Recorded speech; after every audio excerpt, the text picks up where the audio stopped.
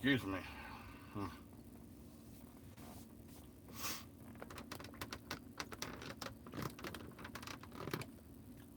Hey, howdy, howdy, howdy. I need to let as many people get in here as possible as fast as I can. That way I can, hey, so I can say hello to everybody. Hey, hey, hey, hey, hey, hey. Thumbs up. Uh, yeah, speak the truth. I'm going to. I'm just trying to give it another, 30 seconds, minute. Uh, I'm going to explain to everybody what happened per my understanding and share with you my free speech and carry out my religious duties according to my religious dictates and my religious beliefs and under the guaranteed constitution of the state of Texas. Hey, Boomer, I put on today, I got to a computer and I put on like 23 or 24 moderators, figuring I would have at least one to three of them in here at a time to control the trolls. All right, let's give it about 30 more seconds because if if a whole pile of another 50 or 100 people show up and I haven't yeah, I'm safe. Thank you. If I if if I tell it now, they'll just ask me to tell it all over yeah, just let Boomer know if there's a troll, he can deal with it. I'd rather says I need a wrench. Okay.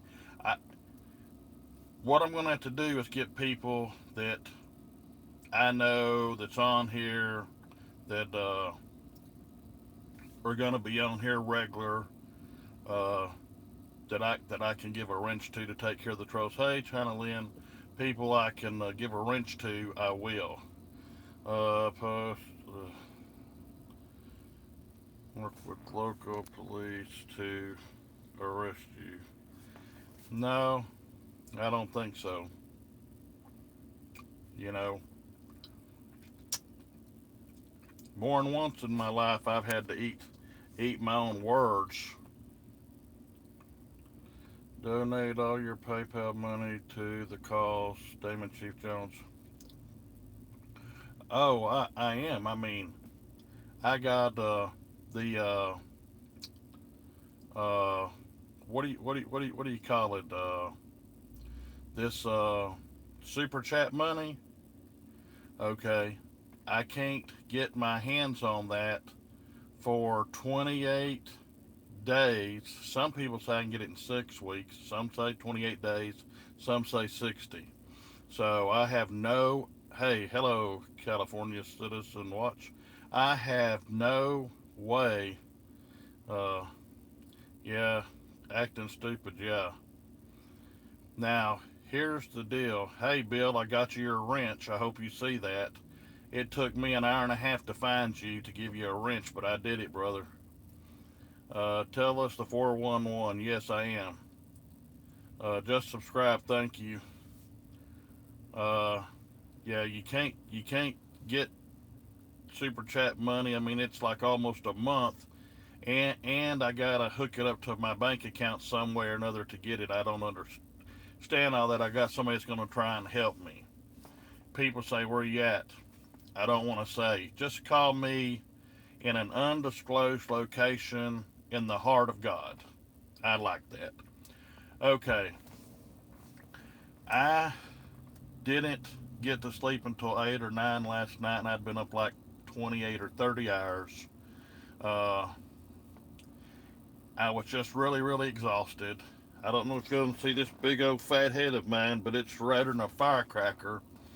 Uh, at any rate, I had got a little dehydrated, and I drank the pH water the man gave us, or me and some other people, some of that good purified high pH water.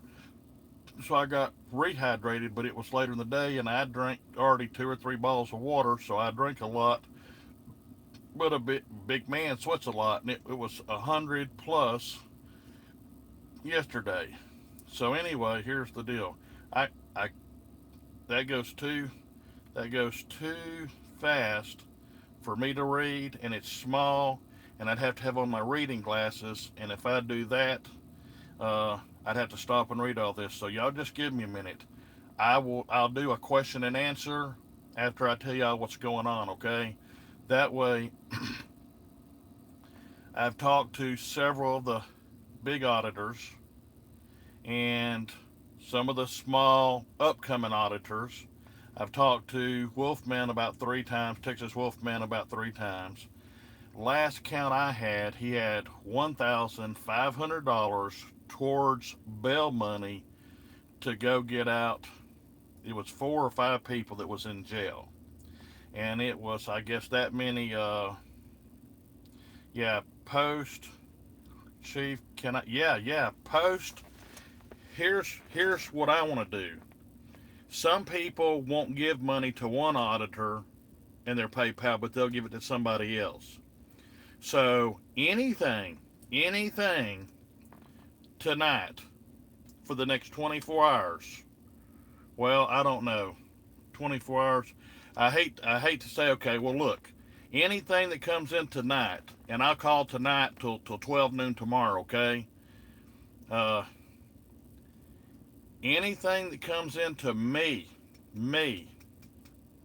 on my PayPal, not Super Chat, but my PayPal, I'm going to get that money through the method of my choice to Texas Wolfman in the form of cash or transfer PayPal to PayPal. I'm going to get it to him, okay, to put with the 15 he already has. Our goal is to get all those people out. Now, if they're out of state like Ohio, California, other places, they can charge 20, 30, 40%. Uh, hello. I can see some of these big hellos. Uh, I can at that time I can see for I lost my train of thought. I've had so many people call me and tell me so many different things today, and I had to just basically just go back and check and check and check and check and recheck to make sure everything was ready. Okay. Uh, I went. Just the first thing is let's get the money to get these people out of jail. Okay. Let's do what we gotta do to get these people out of jail. These are citizen journalists, uh, to get their property returned to them, get their cars out of the police jail, also called impoundment or the impound yard. At any rate, uh, some of these bonds may be $1,000. Some of these bonds could be $3,000. Every car, yeah, I can see that ACLU, yeah. Uh, uh, I can tell you that uh, uh, I'm trying to think. I just want to be accurate here, okay? Anything he gets, okay. I don't know if it's going to wind up being 3,000 or 10,000. I don't know.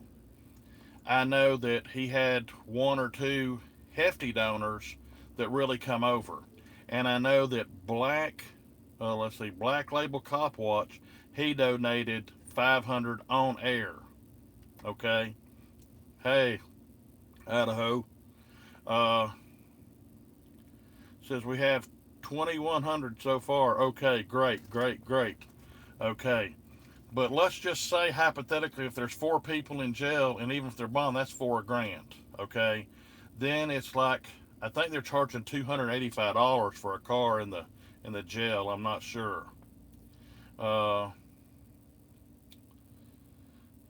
We have 5 in jail. Okay. Boomer says we have 5 in jail. All right, so that's got to be at least uh, oh, that's 1,000 to 1,500 per person. Okay.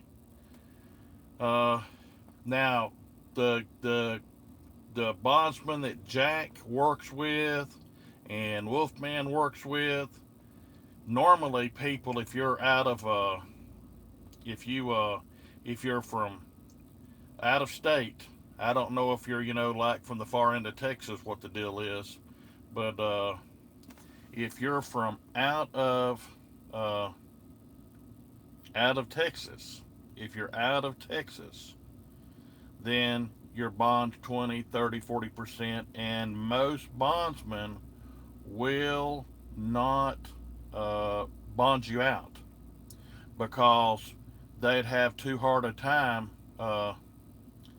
Yeah, I'm asking people to give to Texas Wolfman's PayPal. That's what I recommend because uh, in the end, I'm going to be sending money there too. Okay, I'm I have a little bit left over from what people sent me. I finally went over my budget, and and that's now I'm including my own $100 I already donated to this cause myself. So I put $100 into the kitty with what all y'all did with my money and with my $100. I got here. I did my reporting as a reporter. I did it as a citizen of the First Amendment. I did it under my religious liberties. I honestly, uh, uh, I honestly went in there. They had me empty everything out of my pockets. I went to the chief secretary. I gave my phone number. I tried to talk to the chief. She quizzed me about where I'd been in law enforcement, all this other stuff. I told her I didn't have to. Y'all know that. But the point was, it's a public record, and it's no big deal. And they already knew. I guess you just want to see if I was going to tell. They already know. I believe. Uh, so uh, the point is, uh, they're in jail for exercising their constitutional rights. Okay. So the first thing is we got to get the money. Please go to Texas Wolfman, his PayPal, so that we can get them and their private automobiles out of their wherever they cage their automobiles over there, and get these people out of these cages. Okay. Now I had heard, and I heard this from multiple sources, and it seems likely and reasonable. Then I seen a video where the chief of Leon Valley PD, Chief Slavago or Vago, however he pronounces it. Some people's calling him Chief Slug, like a snail, a greasy snail, Chief Slug. I guess they're trying to make that new nickname for him. I don't know. But anyway, I'm saying go to Texas Wolfman, and that's the place to donate. Uh, uh, I think somebody's calling him Sabicio. I don't know. I think it's Slavago or Slavigio. I can't pronounce his name, but he didn't want to talk to me, called me silly for driving 800 miles to talk to him and try and make peace, try and make harmony, try and be a mediator between any of the reporters and him and his department.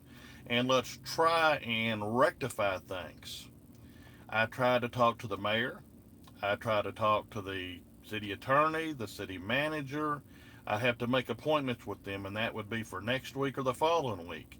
I don't have unlimited funds to rent an apartment and stay over here till they decide to talk to me. And I certainly wouldn't go cross country and then I fly back, drive back, whatever, and then all of a sudden they cancel cancel the freaking meeting. You know what I'm saying? Uh, and then just push me out. Hello, Jones, please. Money something. Yeah. I can see some things. Most things I can't. Some things I can see. Just like I told y'all on the other live stream, my eyes are bad. I'd have to have glasses, and I'd have to get up here at a certain angle to see. And you know, so yeah, it says the chief of Leon Valley's a liar. That's yeah. See, in other words, this is y'all's First Amendment to comment how you'd want to comment. Uh, uh, yeah, if if you ain't got it, we're not asking. If you gave what you had, to one of the auditors for their expenses, and you ain't got no more, or me or anybody, we ain't asking. Uh, says Chief, I had a few beers for you tonight. Okay. Uh, well, if you know, I really don't drink. I mean, when I say I don't, I mean I occasionally have a beer or something like that. It helps my digestive tract, and I don't find nothing in the scriptures against it. Now, I ain't a drunkard, and I don't drink to excess, but there are occasions where I have a beer or two, or I've had a pina colada, or even two. Okay, I don't lie. I mean that's I think that's fine. Uh, it's a little bit. It's occasionally. I think that's fine. Uh, some people believe alcohol's evil, and it's the devil's drink, and weed's the devil's weed. I don't have these beliefs. I don't smoke cannabis. I don't use it in any way. If it was legal, I would probably have it in a tea, where you can mix it in the tea for the medicinal purposes. Uh, uh, uh, I'm trying to look down here and let's see, remove corrupt chief. Get okay. I'll try and get more wrenches out, but that probably won't be for another 48 hours. I'm guessing it could be sooner, could be later. I don't know. Uh, so here's the thing. We got to get these people out of jail. Okay. Now supposedly, and here, okay, I think we really got enough people in here to really get down to the nuts and bolts. Now we got over 300 people here, 60 likes. Thank you very much. Supposedly today, on one up to maybe three, four, or five different people was live streaming. Okay, and supposedly some whoever on one of them streams or more of them streams today where people was out there, then they put the chief of police's physical address in there, which is a public record. Okay, now the way I understand it, okay, this is again the way I understand it. This is my understanding. I'm not telling you this is the law because I don't know. But my understanding from what I've been told, somebody could tell you that it's a public record. They could tell you the chief of police's name. They could put the link where you could go to the public record online and find out. I don't know what their bond is. It's 1,000 to 1,500 according to Boomer per person, and there's five in there. So that's 5,000 to 7,500, unless I'm miscalculating. Plus to get their cars out. Uh, no, I just told you I'm not a lawyer. So that's a false statement. Says thanks to the lawyer. No, I tell you, you can read on my about page. It says I'm not a bar card lawyer. I'm not a bar card judge. Never have been. Don't have no desire to be. Okay. Uh, at any rate, uh, wow. you can put up 10K, you're the man. Uh, but it's all got to go to Texas Wolfman. I wouldn't even want that much money in my freaking account. I'd be scared. Uh, Seriously, I'd be scared. Somebody would try and say I did something wrong with it. But Texas Wolfman has a good record of using PayPal donations to go get people out of jail. Just like I believe it was Mexican Padilla, he went and got him out. I don't know who else he's gone and got out. 16. Uh, yeah, I couldn't.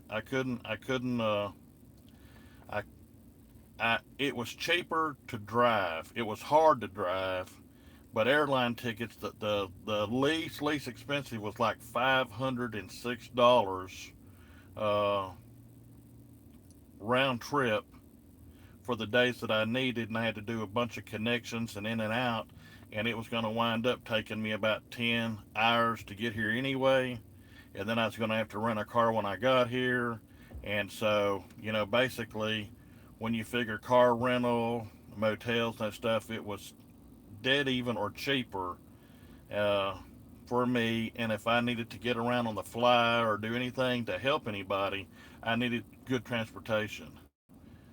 Uh, Look, let me get back to the deal. So supposedly,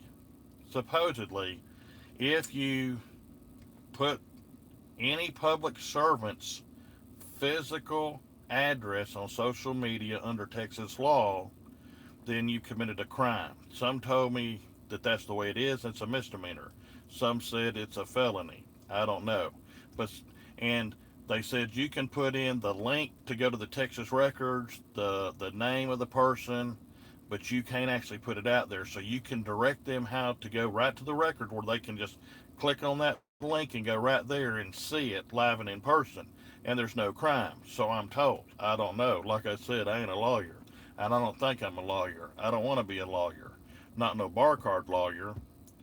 Uh, but anyway, on these streams, supposedly when the chief of police's physical address got out there, somebody, I don't know if it was the same man or woman or a different man or woman, and on one or more of these streams put in there that they were going to go burn down his house, or they were encouraging people to go do it or something. I haven't seen it. I have not seen this with my own eyes nowhere. But I did see a video, and I think it was Patozai's video, where the chief of police, he come out and he was telling everybody, we're having a press conference. So it's a fake setup to get everybody over there with their cameras. Excuse me. And when they got over there, then all of his people rushed out to grab people and grab their phones. And they wanted their phones more than anything else, because obviously their phones are live streaming, so it's open. So if it's open, they might could do things with their phone or their accounts. They could sign out or delete their account. Uh, I don't know what all they could do. I'm imagining things they could do.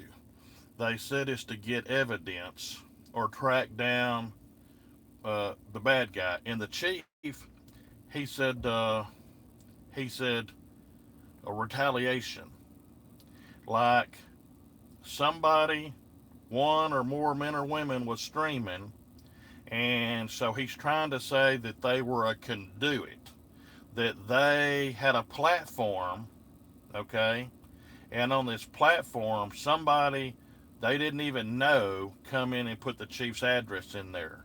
But he's going to try and hold them accountable for what somebody else did. And then that same person or somebody else said something about burning down the chief's house, encouraging it, or saying they would do it, or asking other people to do it, but whatever. So the chief of police uh, was going to confiscate everybody's phone and arrest everybody. And when I say arrest, there is a thing where it's called limited detainment, but that's for a short time. And All these videos were out there. It was live streaming. There wasn't nothing hidden. Nobody had mens rea, a criminal intent of mind. Nobody had that. Hey, PNP. Uh, yeah, Steve, you're right. So here's the deal. Uh, I just found out that you can put certain words in this thing where people can't use them, okay?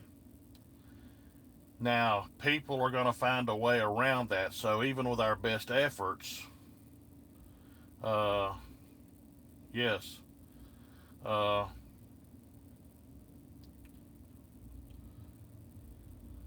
I'm trying to read these. They just go so fast. I can't. I'm sorry. I'm sorry. I'm sorry.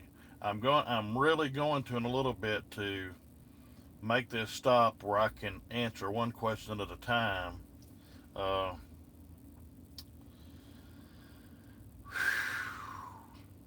I'm the guy. You either love me or you hate me. There just don't seem to be no in between. But remember this: if you're Donald Trump, Donald J. Trump, our president, you either love him or hate him too. There don't seem to be any in between about him. And if you're crooked Hillary, you either love her or you don't too. And they're like polar opposites, you know. So there are people that's in the middle, but most people either love him and hate her, love her and hate him. I haven't found nobody that everybody loves. Gandhi, he was for love and peace. I don't follow him, but he was a peaceful man and he was all for peace and love. Everything I saw, okay? Okay? You know, I didn't know him, but he was for peace and love, okay? Martin Luther King. A lot of people love him and a lot of people hate him. The people that love him because of who he was, and the people that hate him for the same reason. But he preached peaceful protest, okay? And the police come in and arrested him and all the people for peaceful protest and did it under pretextual reasons and pretextual situations. And to me, that's what they've done here. They've had a pretextual situation and pretextual mindset to take everybody and everything into custody like one big dragnet, okay? That's like, let's say if some guy allegedly uh, beat up some guy down the road down here, and he was bald headed, right?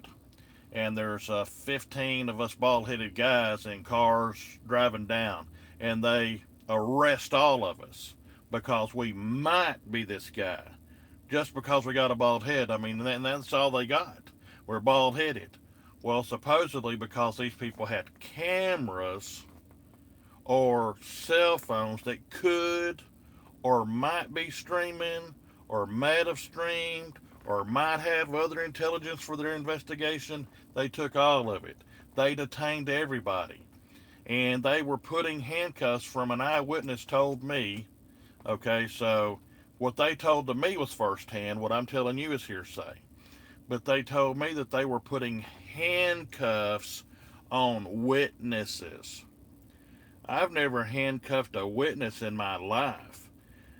Even officers that were questionable over my 40 years, I've never seen them put handcuffs on a witness.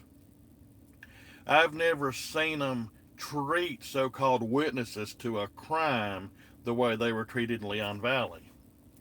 I know some people. I don't know Greg Abbott. He's the governor in Texas. I don't know him personally. Let me put that out there. I do know a handful of men. They're either very, very politically active or they have some deep pockets and they finance, his campaign when he ran because they like him or for whatever their reason was. That's politics, okay? They put their money and their belief and they back the candidate of their choice. I'm for that. That's called politics. But they are the people that can get on the phone and call him 24 hours a day. Okay, now they're not going to. Y'all be. I think that y'all are saying some bad words in here. Please, please, please, please, please. I'm asking you. Y'all call me an e-beggar. I don't believe I am. I'm a guy that's seeking sponsorship to do your labor because you can't come here because you're disabled, worse than me.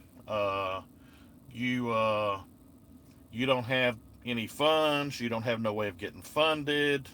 Whatever. Okay, but I'm here. Okay, if you go down on the street corner and there's still people that publish newspapers. Okay, so here's the deal. Uh, if you go on the corner and you pay your 50 cents or dollar to get a newspaper, all the advertisers in there paid all that advertising just like AdSense does, okay? They paid, and so the newspaper got the money for that, just like I would get money for AdSense, okay? But they still have to sell the paper to people to fund their operation and pay their employees, okay? Uh, So they sell papers all over the entire city and cities that ain't even their city. They send them out. They mail them to people so they're in operation.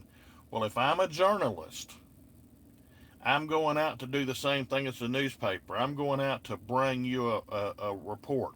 Now, your TV, y'all got major sponsors. They're called commercials, okay?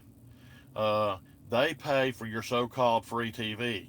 That's why you got to watch all their ads and all this other stuff. Okay, so that's basically, kind of what's going on. Except I have no income. Okay, I have only donations. That's all. That's all I have. That's all I've ever had.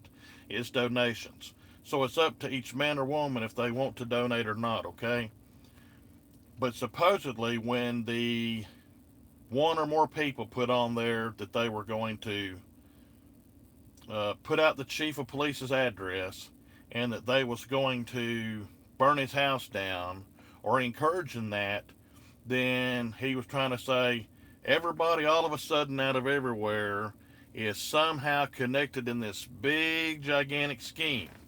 Now, I don't have, and nor would I, put out who. I got a lot of sources. And somebody said, "Do you have a source inside the Leon Valley PD?" I think I'm going to remain silent on that. Do I have sources at the constable's office and sheriff's office there and the San Antonio police? I'm going to remain silent on that also. But I will tell you, I do know a lot of people around here or there. And I'm not there, but uh, I know a lot of people. A lot of people put stuff in my ear. Some I have to weigh it out. Is it likely or not likely, true or not true? Some people, when they say, you know, the sun's going to come up 2 minutes earlier in the morning, I know it's going to come up 2 minutes earlier in the morning. I know what they're saying is the gospel. Okay, there is actual and is factual and have a good a track record as anybody this side of Jesus. Okay, they're a man or woman. They fall short. They got to get on their knees and pray, but they there is good information. Uh, Whatever they say, you can believe what they're saying is accurate and true. So again, for anybody that come in here that didn't hear earlier, we're trying to get our people, our fellow men and women, out of the cages. The police basically kidnapped them in a blanket kidnapping. It was almost like a gang of thugs just run out there uh, and rounded everybody up, and they eventually uh, let let a lot of the people go. So they kind of like arrested them and unarrested them, which you really can't do. And uh, then they confiscated their equipment without any warrants. Okay, So you can't just take people's property without receipts and without a warrant. Okay, you can't just do it because it might be. Okay, we're the cops. We're going to stop. We're just going to sit here and wait till everybody says, hey, let's just stop that car and let's just search it and we'll take whatever we think we need out of there to investigate them and see if they were texting while they were driving. We're just going to guess at it. We're just going to think maybe. This constitutionally ain't going to stand. I don't believe it's going to stand. Like I say, I'm not a bar card lawyer. I don't practice law. I practice God's law. Okay? I teach God's law. Man's law come out of God's law. So I understand it. Now, man veered way off the course and it's had a lot of problems. And one man today that's a constitutional scholar, he said, do you know why the men, uh, our founding fathers, why they wrote the Constitution? I said, yeah. And he said, well, let me just tell you what my take is. And I said, yeah, I thought this was very good. He said they made the Constitution because they had just come out under the monarchy, under under tyrannical rule. So they fought a war, freed themselves, and made a pact among the people and their servants this would never happen again. And they put it in writing, and the people all agreed that they would live by it, and they did, and they have. But the point is, the Constitution was built, created to stop what happened today. So they walked all over the Constitution of the state of Texas, and they walked all over the Constitution of the United States of America organic. Okay? It's just the way it is. And Freeman, he did this study, and it's a good study. And I talked to him about it. He looked up uh, terrorism and terrorist to get the definitions of them. Well, anyway, he went item to item, okay, how they worked together.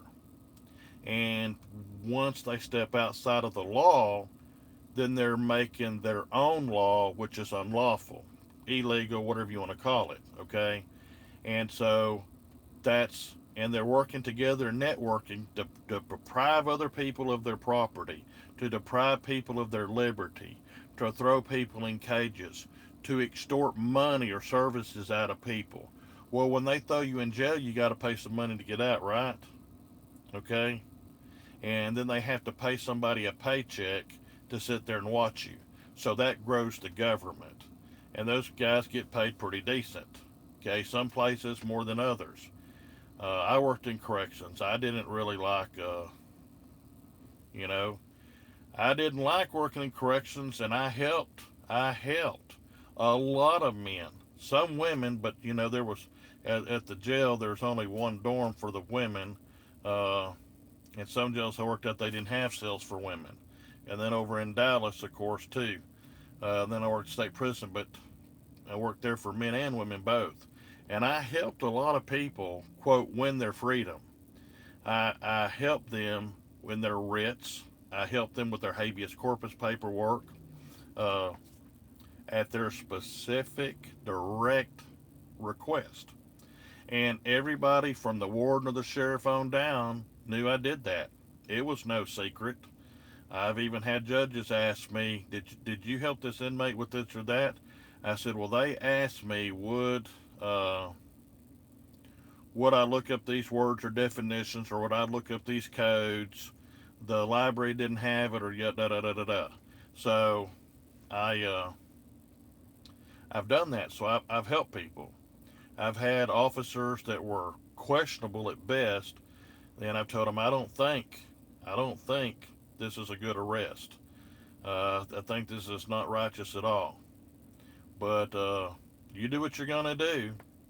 But if the state attorney or DA, depending on what state I was in, calls me, I'm going to tell them I didn't agree with this. Uh, you know, uh, anyway, Texas Wolfman, he had to run take care of some business. He told me he was going to be out for a little while. Okay, that could have been 20 minutes or 2 hours. I don't know. And he could have been going up two houses, or he could have been going 5 miles down the road. I have no idea.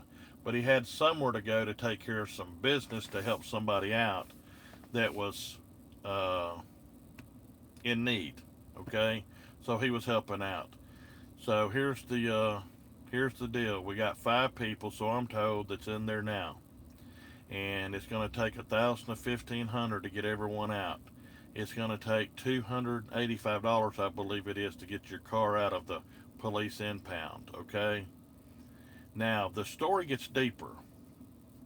Uh, if you stop and you think about this, the chief of police over there got fired from San Antonio Police. Chief McManus fired him. He got caught cheating on a captain's exam. He was a lieutenant and he got caught cheating. Okay, well, there goes his integrity. There goes his moral compass. That shows you what he's made out of. Okay, now because he belonged to a union, and this is based on my inquiries, because he belonged to a police union, uh, some of the people over there didn't even like him, but by their own rules, they had to defend him. They had to try and get his job back. So they twisted and turned policies, rules, and regulations in their contract, twisted it every kind of which way to where they had to give him his job back and make him a captain. Okay? Now, the one thing I'm not sure is after he got to be a captain, if the chief of police fired him again or fired him for the sticky note, then he got back as a captain, and then he fired him again. I'm not sure about that part. Uh, I may I may have to talk to Chief McManus about that. Can I talk to Chief McManus? Of course I can. I've talked to him in the past. Uh, me and him's got along fine and dandy. I haven't never had an issue with the chief of police of San Antonio. He was a gentleman. He was honorable. He was straight up. The vice president of Open Carry, Texas, he met with him. He had the same opinion. He's a stand-up guy. He's straight. He's honest. Okay, everybody's a human being. Everybody makes mistakes, but overall, he was a straight-up guy. And in fact, he, in a roundabout way, you can call it what you want to, but he actually had police protecting us as protesters at Almost Park when we went there. He had his officers directing traffic within their city. Okay? Now, people can split hairs, and it was on the edge of the city, but Almost Park was basically hiding, especially the chief. So, uh, he had his officers kind of watching our back as much as he possibly could. So, I'll never, unless he does something bad, I don't plan on ever saying nothing bad about the chief of police in San Antonio. Uh, you know, uh, Everybody's got their opinion. He's a guy I believe I could work for. You know, I could have been a captain or a lieutenant or a sergeant or assistant chief for him. You know what I'm saying? He was straight with me. That's my only experience. And I talked to him about calling him, talking to him anytime I need to, and he's opened the invitation. So, you know, I believe I'm right with him. And he knows the chief of police at Leon Valley was immoral, unethical, and a cheat. And according to T Cole, it was T close when I was here. They changed it to T Code, Texas Commission on Law Enforcement Officers Standards in Education. Now it's Texas Commission on Law Enforcement down in Austin, Texas. They're the licensing authority. They're one of the people you could talk to. You could talk to them about his licensing and any disciplinary actions that's been brought against his license or any action you want to try and bring against him as a citizen. Okay, he could have his license revoked for cause by the Texas Commission on Law Enforcement. So I'm not telling you to call down there. I'm not telling you to send in a sworn affidavit complaint on things that you've witnessed, either on video, audio, or in person. That would be your prerogative. That would be up to you and your duty as a citizen. You see what I'm saying?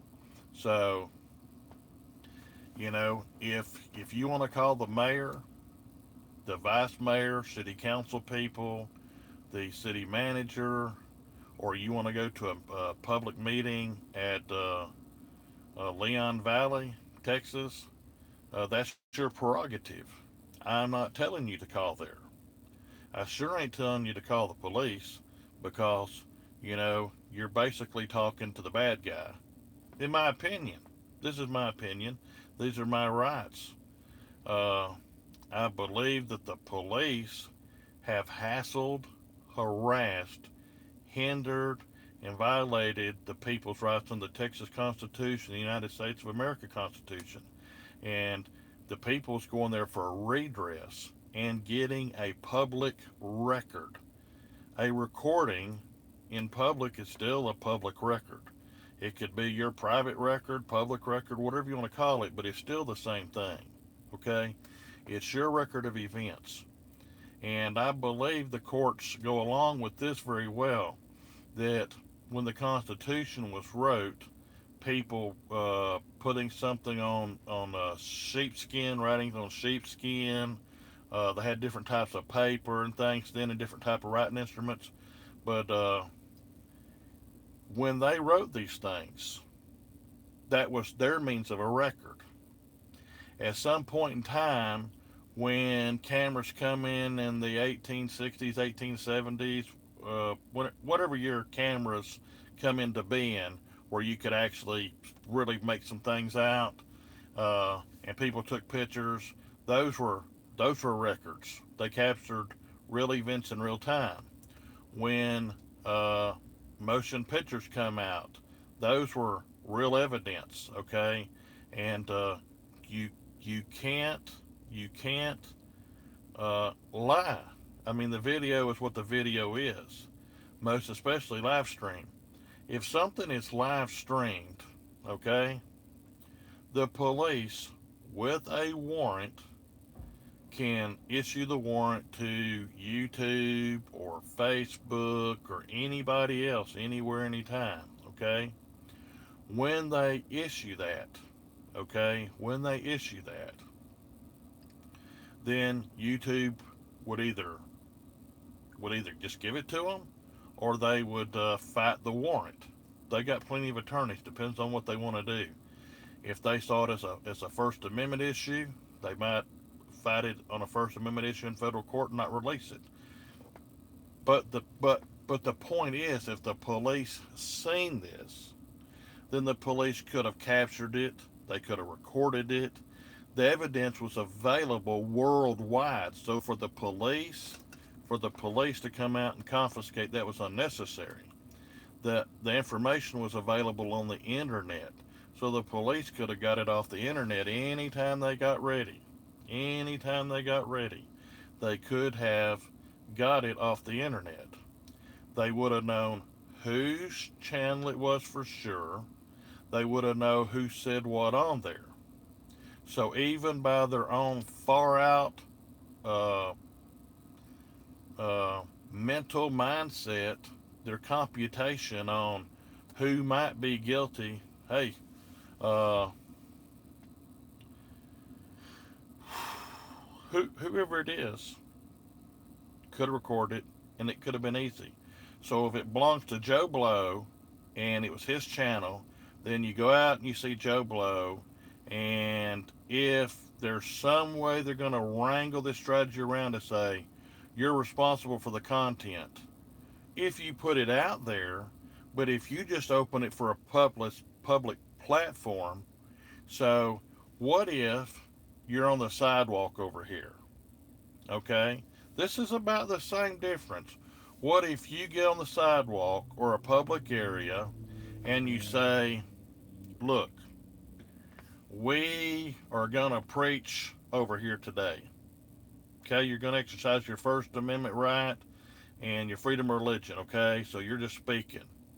And let's say somebody out there somewhere and you don't even know it, but they told somebody, let's tear this place up, and they physically mean to destroy it or to harm this place, public property, okay?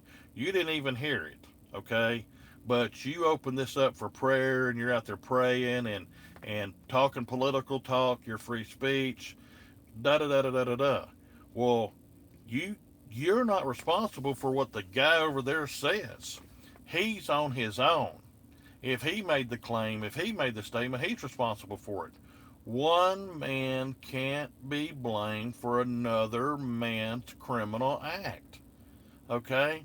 You just can't. Now, one thing that Texas Sheepdog 72 said, and it's real reasonable and it's real feasible to me, and I can believe this and I can see it. I'm not accusing nobody, but he said that it would be in their playbook for the chief or one of his officers, the way I understood him, okay? If I'm wrong, I'll back up and say I'm sorry. It takes a sheepdog says, hey, you said something I didn't say. I'd apologize. I apologize to him and everybody. But my understanding is he's saying it's like in their playbook. I'm paraphrasing, but in their playbook that they could have like, and it's this little inferencing also, okay?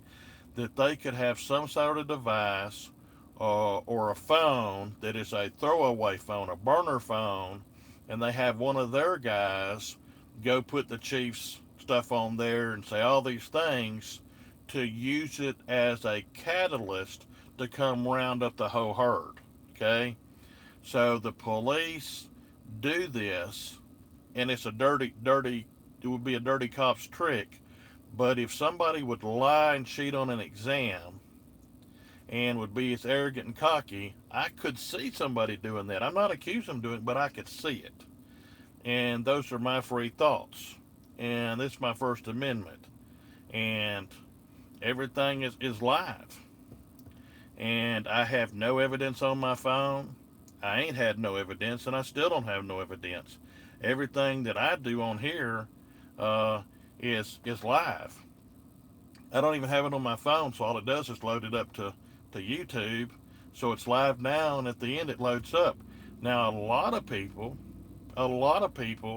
after it goes off, they they hit the delete button that takes it off of YouTube because it was live and it just goes off. Okay, so a lot of people do that. It's up to you.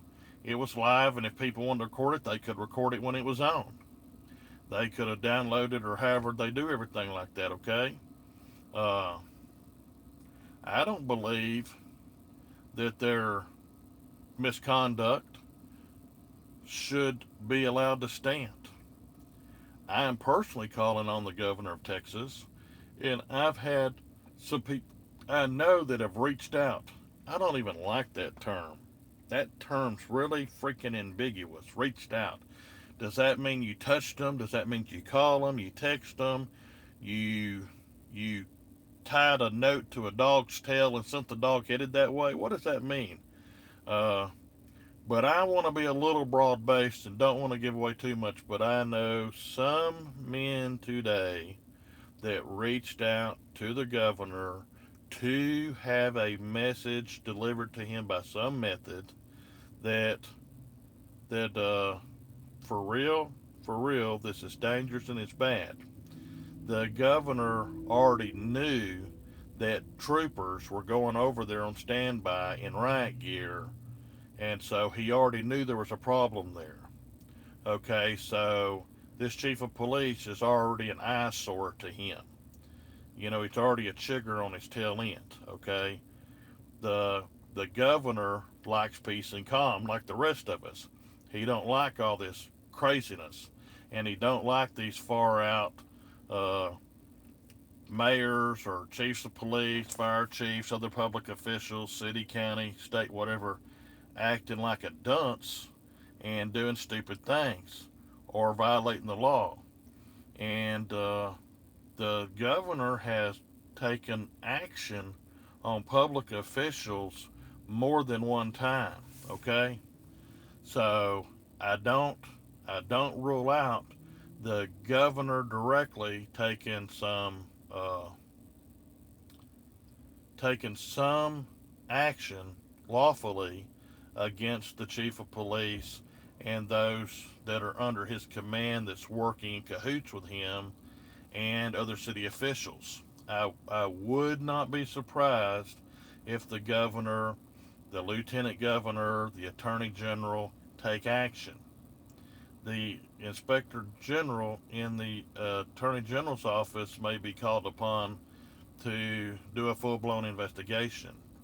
I know someone who uh, made it pretty well known that they were contacting the DOJ, Department of Justice, Division of Civil Rights. Department of Justice, Division of Civil Rights. You can look it up online. United States Department of Justice, Civil Rights Division. And the DOJ can and may very well come down here and do a big, big federal investigation. And the DOJ can have DOJ attorneys here and have their own investigative staff. They can also invoke the FBI to do a federal investigation for civil rights violations. So if the FBI goes there based on civil rights sworn complaints by numerous people, and the FBI finds that these are accurate, then that's criminal charges. Okay, and and then they can get their warrants and arrest those people, those public servants that violated the public trust and violated the people's rights. Then they get to go to federal jail, whoever that may be. So, uh, you know, bow, bow, bow. Hey, guys. Yeah, yeah, yeah, yeah. Yeah, yeah, yeah, yeah. Y'all don't try and get that bow thing on me where I just repeat myself and repeat myself. You know, uh, see, the chief, in my opinion, and I had a trained doctor, a doctor, tell me today that he witnessed on these videos the behavior of a caged animal. A caged animal. A caged animal. He saw this. He said he is in survival mode, mentally and physically in survival mode, for to be the last man standing to keep his job. But every single thing he does is just apparently shooting his own self in his own foot. And he is committing career suicide. And his liberty may be fixing to be gone. Uh, some people talk about being mentally deranged. Well, he is a super alpha. They're like, you got these where people are like on down here where they're easily persuaded or dominated. Okay. Then you got those that's kind of in the middle that sometimes they'll be a little assertive, but if you challenge them, they back way down really fast most of the time. Okay. And then you got the guys at the top that are like alpha males. Well, at the very, very top of that is cream of the crop alpha males. Now,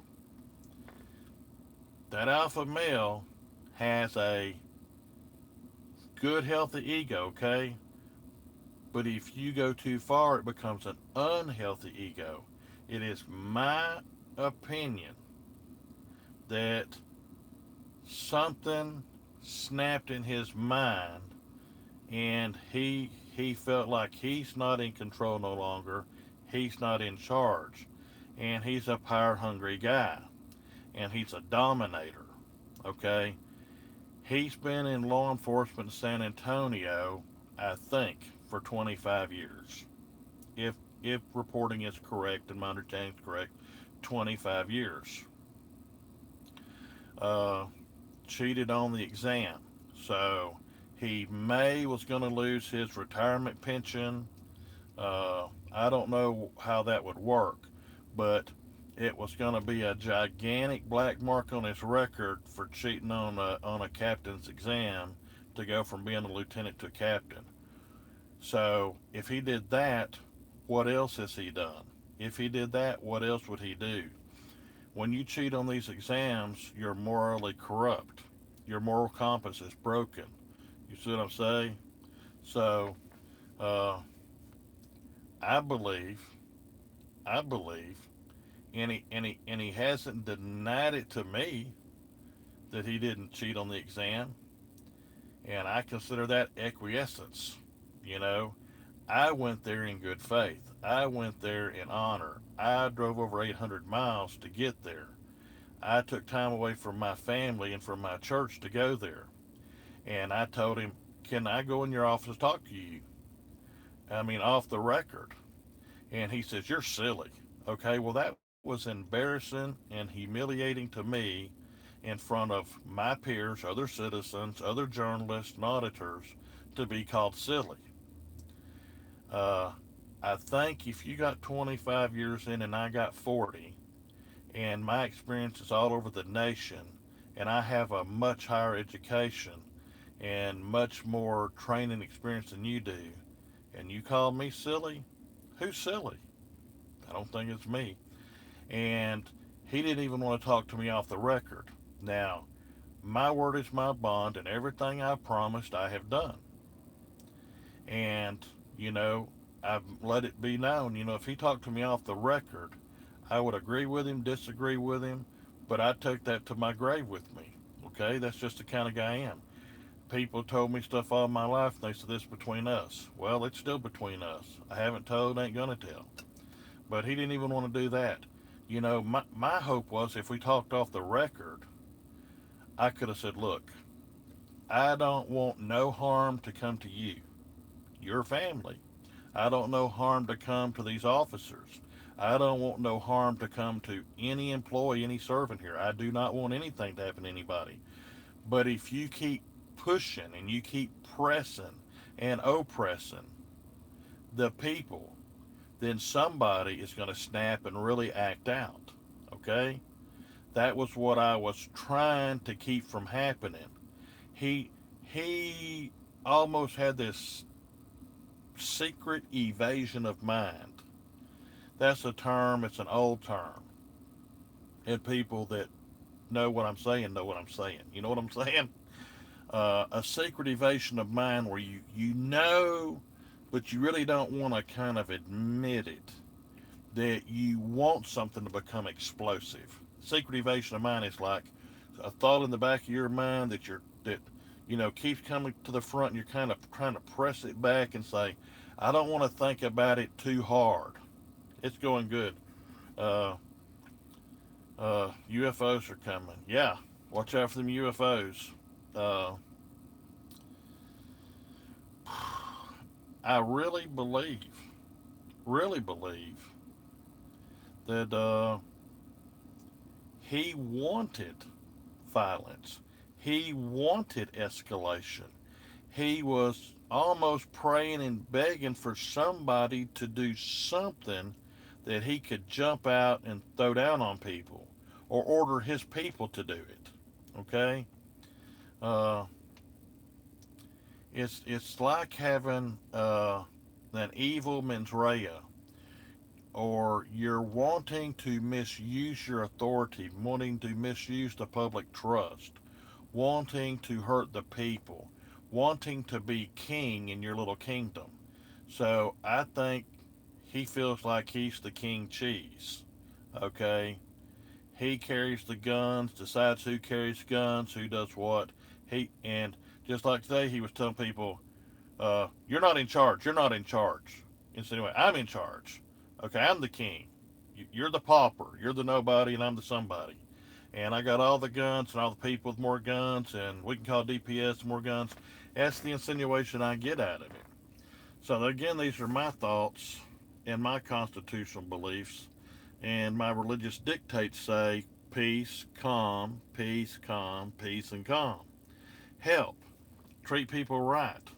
So I tried to be a mediator.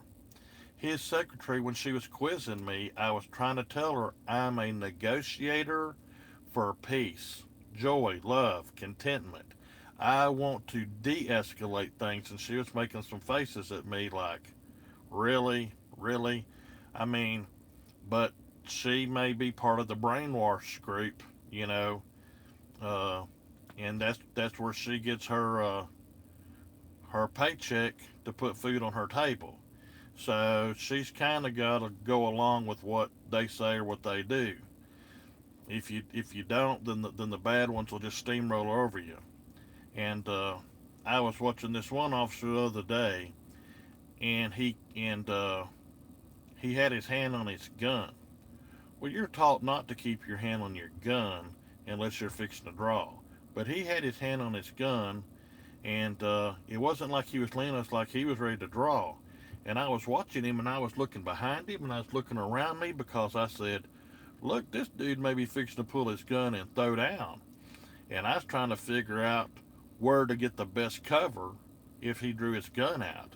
You know, because he could have been a cop and under this pressure of trying to unlawfully usurp authority and dominate people and control them, and it ain't working, uh, then he could have snapped and decided he was just going to shoot everybody. You don't know. There's something mentally not clicking right, in my opinion. Okay? Something ain't right there. If you go back and you research his history, you research the things that he promised to do, from my understanding, and that's one of the things I want to talk to the mayor about and the city manager. Do they have a written contract with the chief of police? If they do, I want it as a public record. If they have the minutes of the meeting and they verbally made a verbal contract or verbal agreement, which is a contract, per my understanding, then I want a copy of that audio or videotape and see exactly what he's supposed to do. Now, my understanding was he was supposed to get a certain degree and had to do it by a certain amount of time. I'd like to know if that's a fact, okay? And I have intelligence that says he unethically was doing things to get his degree, okay? And if he was unethically doing things to get his degree or to get a better grade on his degree or in his GPA, having unethical conversations with college staff and bribing people, uh, I have intel that that's correct. I'm not saying it's correct, but I have intel that says that's correct. And I know a lot of people that uh, supposedly are great hackers, and they they hack into computer systems and other things, and they retrieve people's text messages, their emails. Some of them can even intercept people's conversations on the phone. I, I don't condone none of that. I don't endorse none of that. Uh, I'm for the Constitution. The Constitution says privating your papers and things without a warrant. Okay, well, they didn't obey that today. Uh, there was no probable cause to detain all them people. There was no probable cause to confiscate all their private property. Uh, I am for the Constitution of the state of Texas. I am for the Constitution of the United States of America as written. I am for the Bill of Rights. I am for the Declaration of Independence. We're in a very similar situation as the people was that went to the Revolutionary War. We're in a very similar foothold of tyrannical rule, and that's what made the people write the Declaration of Independence and go to war. And we're getting pretty close to that again. Some people thinks we've already crossed the line of no return, and a lot of people have armored up. Some spiritually with the armor of God, some have physically armored up. I am told of many things by many people in the no zone. Okay, and it don't really look good. And the only reason some people, in my belief, have really held back is because one, Greg Abbott in Texas specifically was elected, and him and his lieutenant governor and the attorney general have turned around a bunch of things in Texas. And one of the things was on paperwork it used to say state of Texas. Well, there's a difference in state of Texas versus the state of Texas. One's the official seal for the organic common law state, and one is a commercial state or commercial enterprise. So he's done some good things, and his people's done some good things, and they fought off a lot of this liberal crap and liberal gun grabs and constitutional grabs. Uh, and he's for good, good peace officers and good enforcement of the laws. So am I. So am I. Uh, now, uh, nationwide, I can't tell you how many people that were in various militias across the country. I knew active duty policemen in various states. I knew people that was in active duty in the military, and they said if Donald Trump is not elected and Hillary gets in there and does this, that, and the other that she had already made known she was going to do, then they seen us going to civil war, from 6 weeks to 6 months, and these people stockpiled food, medicine, medical supplies, dental supplies, uh, excuse me, out the yin yang. I knew people that had $20,000 or $30,000 in their life savings, and they went and got an underground bunker and loaded down. Okay, they were scared or forethinkers or whatever. And I said, well, now that Trump's in, what y'all gonna do?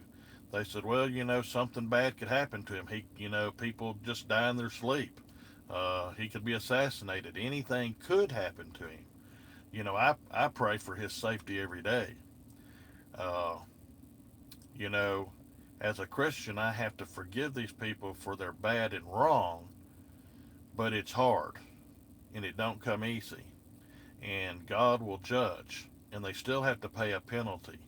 God doesn't say that there won't be a penalty. He'll forgive you, but there'll still be a penalty. He says you reap what you sow. Forgive who? I have to forgive the wrongdoers. This is my Christian duty to God. I have to forgive them. Okay? I didn't say I have, but I'm working on it. Right now, I have uneasy feelings. I don't like to see anybody do somebody wrong. It's against my moral fiber. I'm the guy I'm the guy that's always helped the underdog. I'm the guy that's always come to the rescue. That's why I got in law enforcement to start with. Uh, yeah, people ask me about being the chief of police in Leon Valley. I said, well, if they get their act together and they want to be honest and they come to me, I could do it. But you don't get elected chief of police like you do sheriff. The mayor and city council have to make a motion and hire you, or the city manager does. Depends on their city charter and what it says, and what the legislature says about it and so forth. But basically, they're uh, it's up to them. But if they wanted me to be their chief, I'd think about it. I ain't even saying I'd do it, but I'm willing. But I do tell you this here. A man asked me this here, and he was very serious. He's an old man, and he said, "Let me ask you, what if you was the chief of police there? What if you was? What would you do? What would you do to uh, enforce this judge's order?" I said, "Well, the first thing I'd do is I I I I'm told that the chief kind of egged that on or pushed it. I don't know that to be a fact. That's hearsay. But I definitely wouldn't be writing up nothing trying to get the judge to sign it or to try and enlarge his courtroom into the whole dang building. Okay? Uh, if he put that in writing and issued a municipal city corporate judge, administrative law judge decision, then they kind of prop him up and got all these signs around about municipal court and this, that, and the other, like he was the Chief Justice of the United States Supreme Court, like he was little Jesus.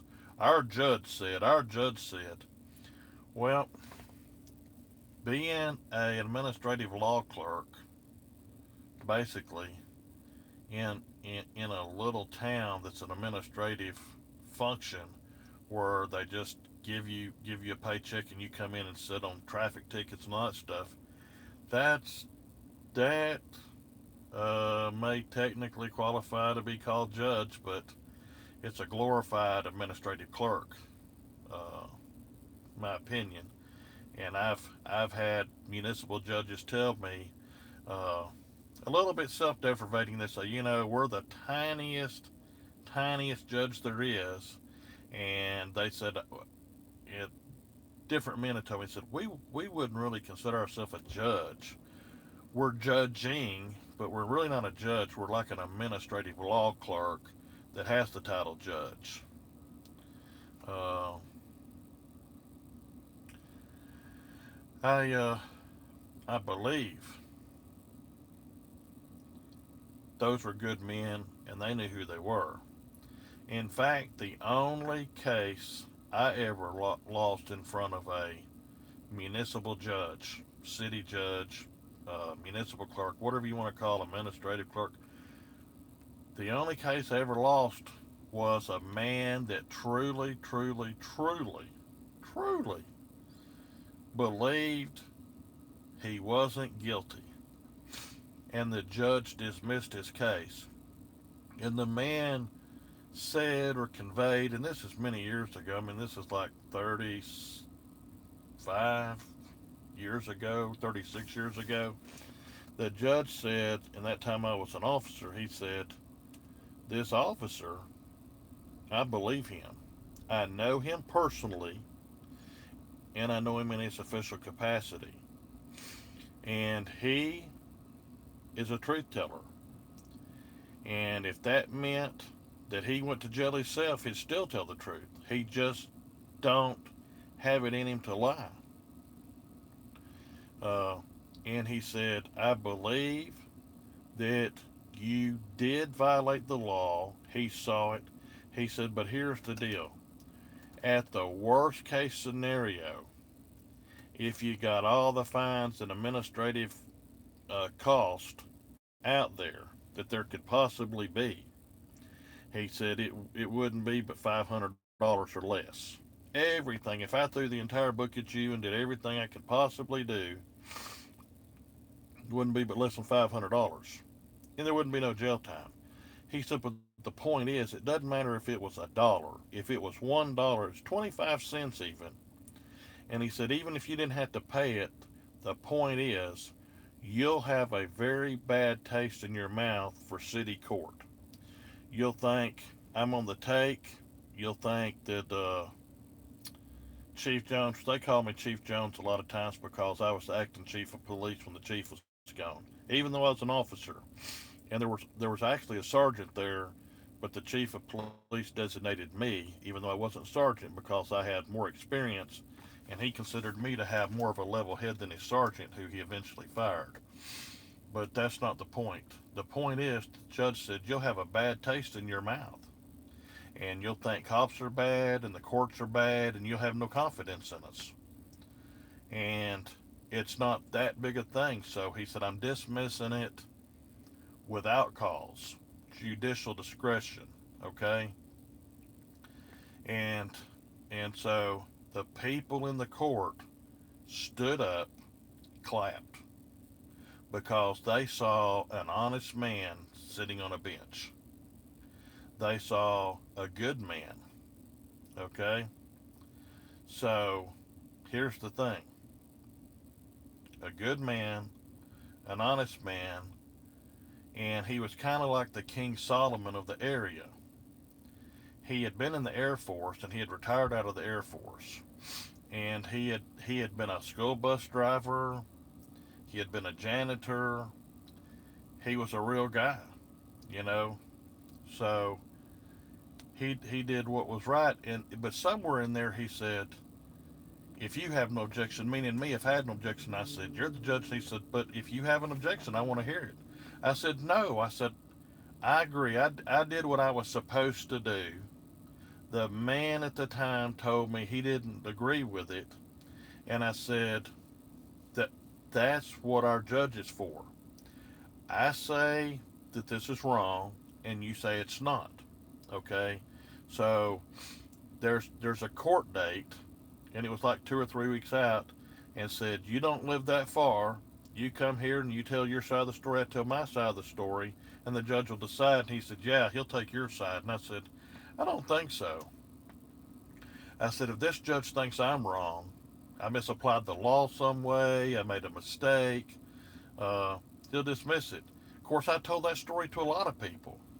Uh, and in a lot of times, he gave people deferred adjudication because he said, you did do wrong. I believe it. But you haven't been in trouble before, and we want to give you a fair shot. So basically, I'll give you a deferred adjudication with a $10 fine. He said it's kind of symbolic to just pay the $10 and you're guilty. He said Jones is right and you're wrong. Uh, he asked people all the time, do you have an eyewitness that's seen this? And he said, I'll give that extra consideration. He said, do you have anything, any kind of evidence that says this officer's wrong? And he told people before, he said, look, he said, I ain't for the police and I ain't for the people. I'm for the truth. Wherever the truth takes me, that's where I'll be. And he was true. True. Whatever was true was true. Truth is truth. The truth has no agenda. I have no agenda. I'm seeking the truth. I'm seeking peace. I'm seeking tranquility. If the chief of police would have really wanted peace, if he really didn't want this to escalate, if he really didn't want problems, all he had to do in that morning when I went in to see him and I went to his secretary was say, have the chief come on in. Okay, everybody was videotaping me and watching, and they knew I went in. So I was going in basically as one of the journalists, a preacher, one of the people to go in and ask for peace and calm. You know, I had simple questions. I want to say, when did the judge issue this order? What caused the judge to issue this order? Can we talk to the judge about rescinding this order? Can we get the judge to define some of these words?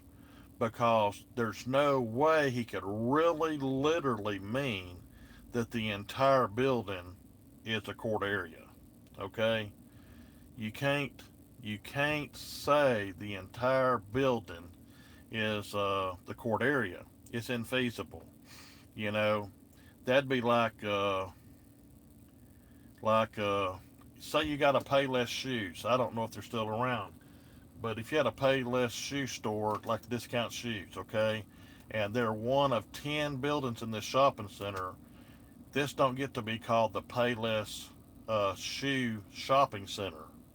Okay, Payless Shoe Center's down there and it's compartmentalized. It's part of the thing, but it's not the whole thing. They have a room in there. It's a courtroom. I didn't want to take no chances. I wouldn't have asked anywhere else in the world. I probably wouldn't. If I was in Russia, I probably wouldn't even asked. Okay, but they're just kind of crazy down there. Okay, the police were a little rough and a little gruff and didn't act professional to me, and they gave me no police courtesy uh, uh, that would normally be extended to a brother officer, okay? But if you're questionable, if you're high handed, if you got a big ego, and this guy's known as a truth seeker and a preacher and a peacekeeper, uh, that don't bode well with you. That's my opinion. That's based on life experience. So, no police officer threatened me. I want to be on the record. No police officer threatened me. No police officer hindered me or harassed me in any way.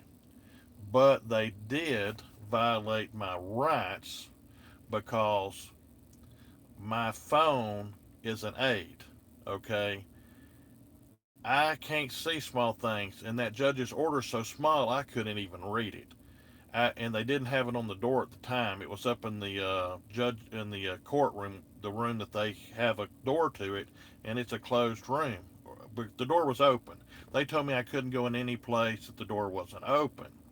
So basically, uh, so basically, what I did was I asked the sergeant, the shorter, fat guy sergeant. He looks Hispanic to me. I don't know. He could be Asian. I don't know. I'm just saying that's the way it appeared to me. Excuse me. You know, like I appear to be a white guy. I got some other stuff in me besides white guy. But everybody would consider me a white guy, okay? So I say that. I love everybody. By the way, I love all y'all. I love everybody, okay? So the shorter, fat guy, yeah. The shorter, fat guy, Sergeant.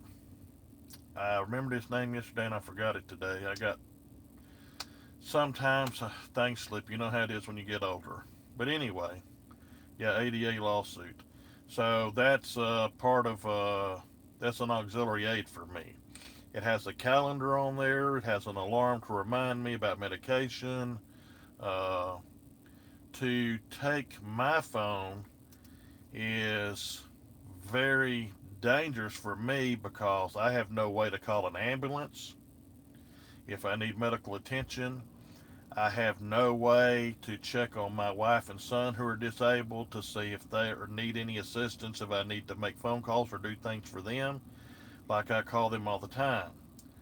But and check in with them. Well, that would deprive me of that because I can't remember my wife's phone number or my son's phone number in my head. So I couldn't call them and check on their safety like a good man should.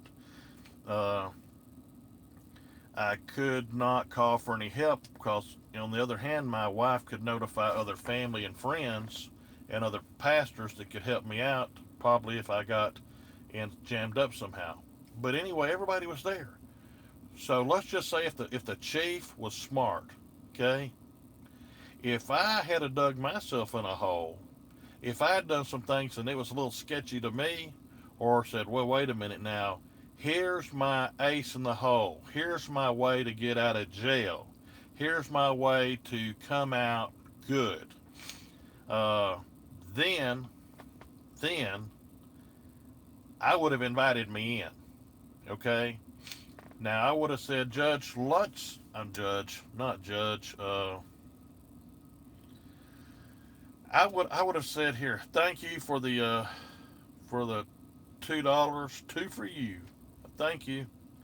American Disability Act 1990. Yes, I know. I know that law pretty dang well, and I explained that to the police. Uh, I feel like I did anyway. But uh, were you detained? No, it was not detained. Well, guy was detained long enough for them to ask me multiple questions and quiz me and decide if they was going to wand me and let me go. And then the lieutenant guy, he come around and said, "Do you got business in here?" You know, in a very authoritative, rough, gruff tone, like to cause me to back off and say, I guess he was going to think I was going to say no. I was going to say, "Yes, sir. I never been here. It's a public building. I want to look around," or words to that effect. I don't really remember exactly what I said. Okay. Uh. Anyway, basically, he says, "Okay, just come in." You know, it's basically like knock yourself out, look around. So I went to go down there and I was trying to talk to the I hadn't even talked to her yet. The secretary, she was saying, "Can I help you?" And I said, "I'm just looking around." And she said, "Do you got business here?" So she started trying to confront me. And I said, "Well, the sergeant out front said I could, and the lieutenant right there." And I pointed at him because he was behind her in the hallway there. I said, "He said I could come." And she looked at him and he kind of, like, I guess gave her the nod, like, "Yeah, you know." So I said, "Well, is the chief in?" "No, he's busy. He's in a conference." And I said, "Well, can I leave a number to call him?" "Well, who are you?" And kind of alluded that she knew me or knew of me and wanted to know my police career, and kind of like hesitant and, like, really, that kind of attitude. Uh, yeah, the Hillary Clinton server. See, some things I can make out and some things I can't make out. Uh, Please donate to Chief Jones. Yeah. I did come all the way from Alabama, and I got to be all the way back to Alabama. I'm in an undisclosed location. Uh, I'm super stealth. Now, on the other hand, I said this before and I'm saying it again. The chief had my phone number because I left it for him. I wrote my name down on the sticky notepad. And see, some people would make a joke of that, saying, "Oh, is the chief still carrying that sticky pad note around from San Antonio when he made notes on? He still has that same pad and he has his secretary using it now?" But I'm not making that joke. I'm just saying some people twist that around. And somebody told me the other day, so when you said you had to write your name and number on a sticky pad for the chief, they was making a joke out of it. Anyway, uh, I really wanted to see the chief because here's what I thought. Do I like Trump? Yeah, I like Trump. I do. I think there's some things he could do better, and I think there's some things he should do different. Uh, I've never had a president I completely agree with, and but I have had one I nearly totally disagreed with. Uh, you know, Lieutenant David Anderson. Is that tall, skinny lieutenant that talks real fast and kind of gruff and matter of fact?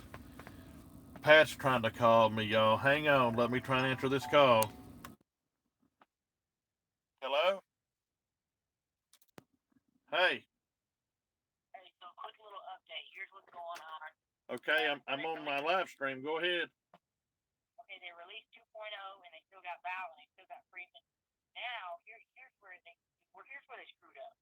Okay. Right.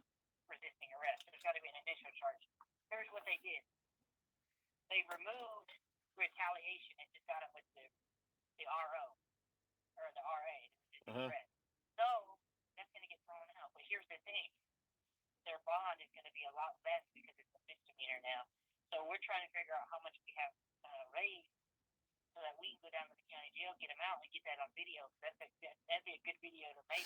Well, right. Texas Wolfman had 2,100 while ago, and I've been telling people I had 480 people in the thing while ago, and I tell them to donate to Texas Wolfman, but I think some of them donated to me anyway. But anyway, I'm telling them to send all the money to Texas Wolfman, and he's going down there with to the bondsman to get everybody out. Okay, okay. So are you okay? So are you gonna meet everyone down there? Everyone's going. Yeah, I'm right now I'm at on this live stream, and I'll call you back. You can look at my live All stream right, and keep up with me, okay? all right, bye. Bye. Okay, y'all. I don't think y'all can hear me when I'm on the phone, but if you can, it don't make no difference. Uh, Here's the deal. Keep donating to Texas Wolfman. Now that was News Now Patrick that called me, and he said he had an update. He said one guy had been released. I don't know what the deal was on that. He said they still had like two or three. Thank you, Chief. You have a strong Christian spirit. Yes, I do. Thank you. Thank you. I'm blessed to have good Christian people around me and good Christian parents and everything. Thank you, thank you, thank you so very much. God bless you all. Uh, New subscriber from Chilton County, Alabama. Thank you, Tony. Thank you. Ohio Guardian 2 released. Okay, thank you. Uh, Thank you, thank you, thank you, thank you, thank you. Praise the Lord God Jesus, my Lord and Savior, your Lord and Savior. Praise God, praise God, praise God. Thank you so much. If you're an atheist, okay. If you're a Buddhist, okay. If you're a Jew, okay. If you're a Muslim, okay. Whoever you are, okay. This is my God. Guys, guys, guys. Yeah. Guys, guys, guys. Yeah, yeah, yeah, yeah. Yeah, yeah, yeah, yeah. Okay. Uh here's the thing. I know this.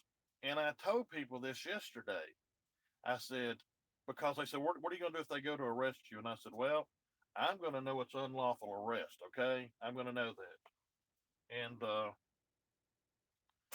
And in knowing that, I'm just going to submit. Okay. I'm going to explain to them some of my medical conditions.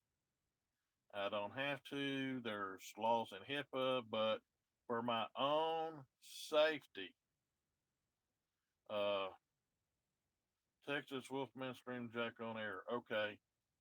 I I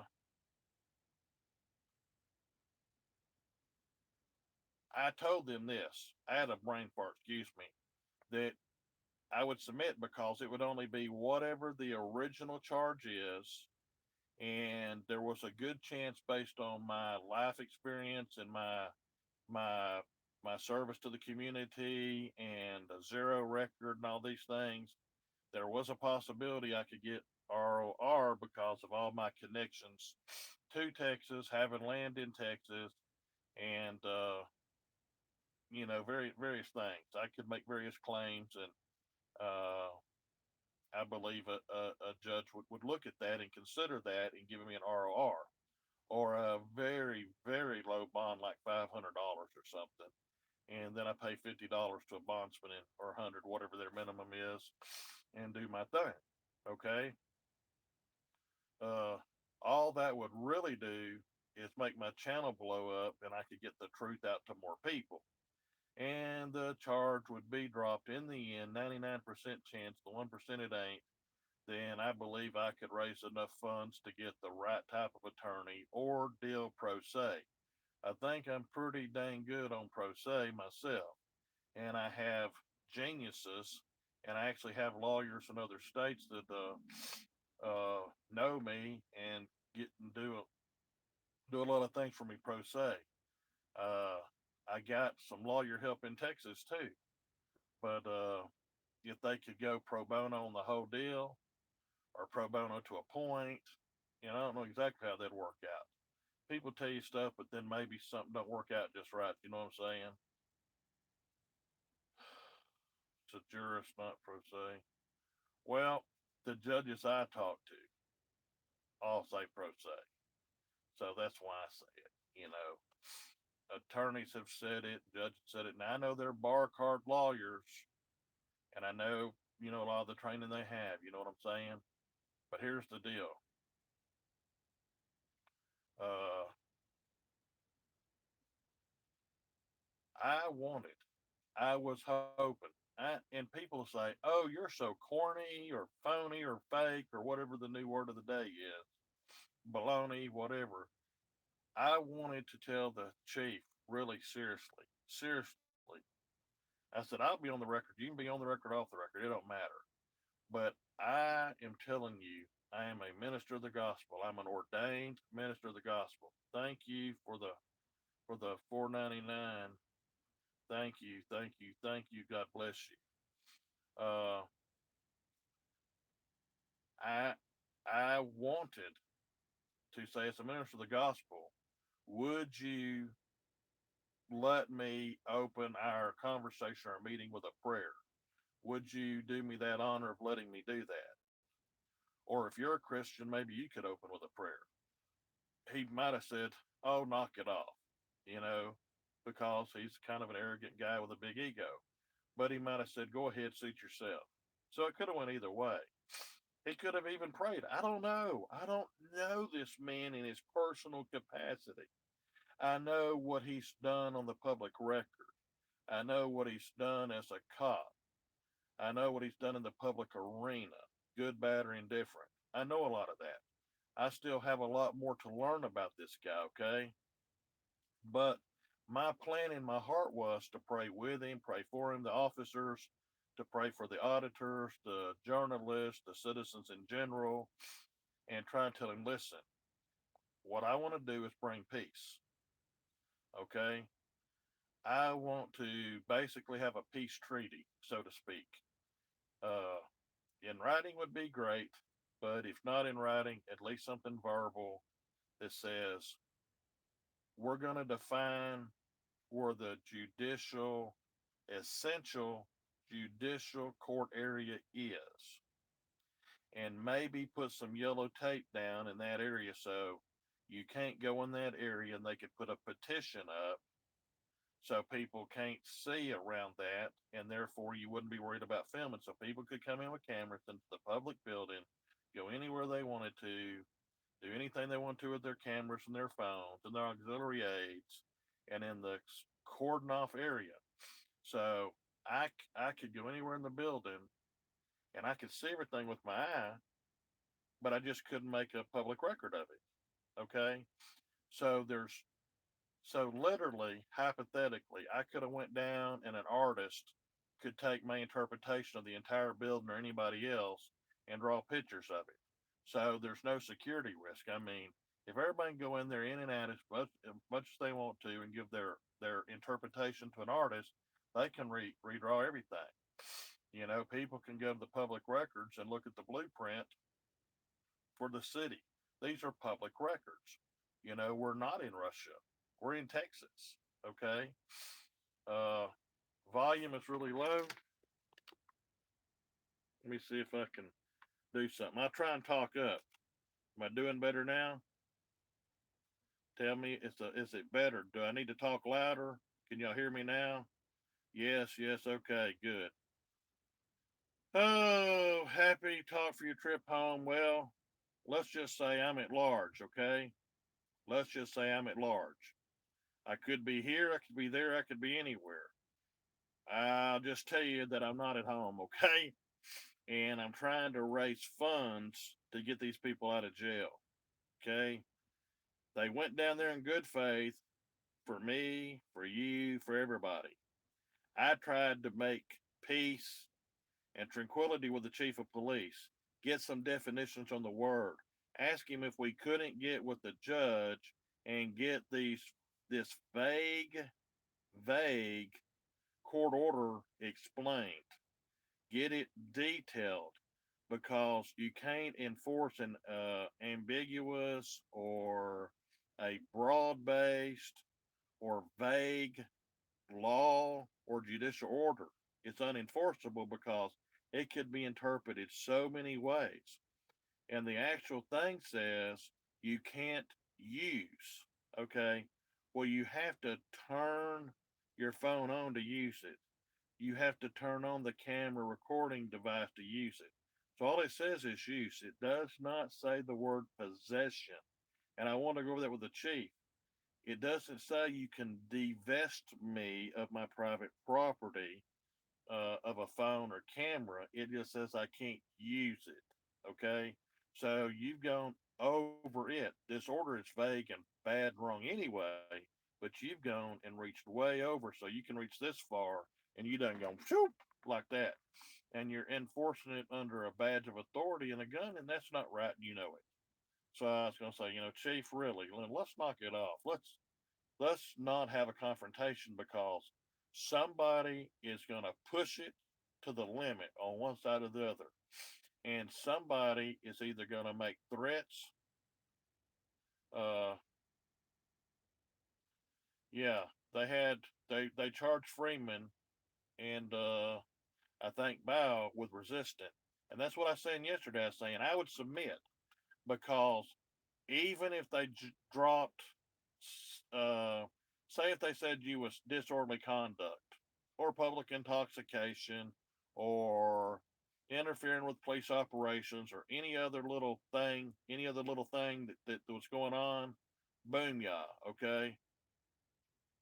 Uh, yeah, I don't think James resisted, but anyway, if they put the charge resisting on, then they can drop the other charge, the little tiny charge. They can drop it, but the resisting, then they'll go with that, and that can make your bond higher and make it harder to get out. Okay, so uh, everybody or a lot of people have asked me to go to Leon Valley tonight for various reasons, all of which are lawful and constitutionally protected. But people asked me to go there for various things, and people have asked me to go to the county jail. And I told people, hey, I I still have to take care of myself, and I still have to take care of my wife and son. And I've done everything I said I would do. I've done more than I said I would do, and I've tried to reason with the chief, but he called me silly. And thank you. And I tried to make peace so this wouldn't happen. If the chief would have let me in, if the chief would have talked to me, do you know how good that would have looked on him? What if, what if the chief talked to me? What if everybody could take pictures of me and him shaking hands and say, we came to an understanding? Okay, me as the chief of police, he's retired chief of police, minister of the gospel, a journalist, he's several things, and he represents a lot of people, and a lot of people are behind him. And they funded him to come here. They made donations to him, church, to get him here. Okay, and so me and him have talked, and our talk is off the record. And if he says off the record, I could tell my part, things I said or things I offered, and we could have come to an agreement. Well, we're going to agree that these specific words have this definition, and we're going to agree to put up some tape somewhere and to put a barrier right here because this or word judicial or essential function of the court takes place. So we're going to build a wall around it where you can't see it so they can take care of their judicial business, and therefore everybody else can come in and roam around and look, use the bathrooms without being searched and patted down and de-invested of their private property. Okay, so that's what I was hoping for, to come to an agreement how we could resolve it. So let's put it this way: how good would that have looked if I said, the chief's a man and he's made some mistakes, but we're going to try and move forward. We're going to try and do the right thing from this day forward. And we're going to have an open door policy. So if you're a journalist or whatever and you want to go in and talk to the chief, you bring somebody with you, so it'll be two of y'all, and then the chief will have an officer there, so everybody's got a witness. So it'll be four people. Y'all talk and y'all try and resolve things and talk on the record, off the record, whatever. You see what I'm saying? I was trying to fix it. Okay. The point was, if he would have talked to me and I'd come out and I told the people, okay, let's record that the chief is going to make a 180. He's getting with the judge. We're going to fix this. Then, people that was on their way coming in would have probably turned around and went back. Okay, the people that was there, uh, there's some would have probably stayed to continue to monitor. Okay, and sound the alarm if it turned out to be a fake agreement. Okay, I understand that. I would probably try and hang around an extra day or so myself just to make sure everything was status quo and everything was cool and good and righteous, and would continue to pray over things. Uh, I actually left my anointing oil at home, dumb me. But anyway, I had planned on maybe going down to get anointing oil and anoint the four corners of the building. I would have anointed the chief of police if he would have let me. Okay. Uh, and he still has my phone number. He can still call me anytime he wants to call me. I mean, uh, some people say, "Wow, now we've gone way, way, way, way beyond the point of uh, time of no return," and I believe justice is going to have to take its course. But just how much something has to go one way or the other, people can always stop the bad and turn around. The chief could call me anytime he wants to. I mean, if my phone rings right now and it's him, I'm going to answer the phone. I'm going to talk to him. Okay. Uh, I believe I'd know his voice, and I talk to him on the record, off the record. Uh, it's just me. No, I ain't gang stalk nobody. Uh, I've been an honest peace broker all my life. Okay, you can go back and talk to people, whether it's officers or citizens. Just pick anybody and just say, how was this guy? And I think you're going to get the same answer from everybody over and over. He was a righteous guy. Uh, he was fair. Uh, I can't. I got to do it on a. I got to get on a regular computer to do it, and I can do it. Uh, the I got like 23 moderators right now, uh, but some of them's trying to listen to other people that's live right now also. And I'm fixing to end this here pretty shortly, so everybody feels like they can go somewhere else. So this is the question and answer time. If you set up to get us all arrested and our right stop, uh, says Mary, you figured this out. Okay, hey, Damon Chief Jones. Hey, Panther Zone. Uh, I'm still here, guys. Bill Norwood, thank you.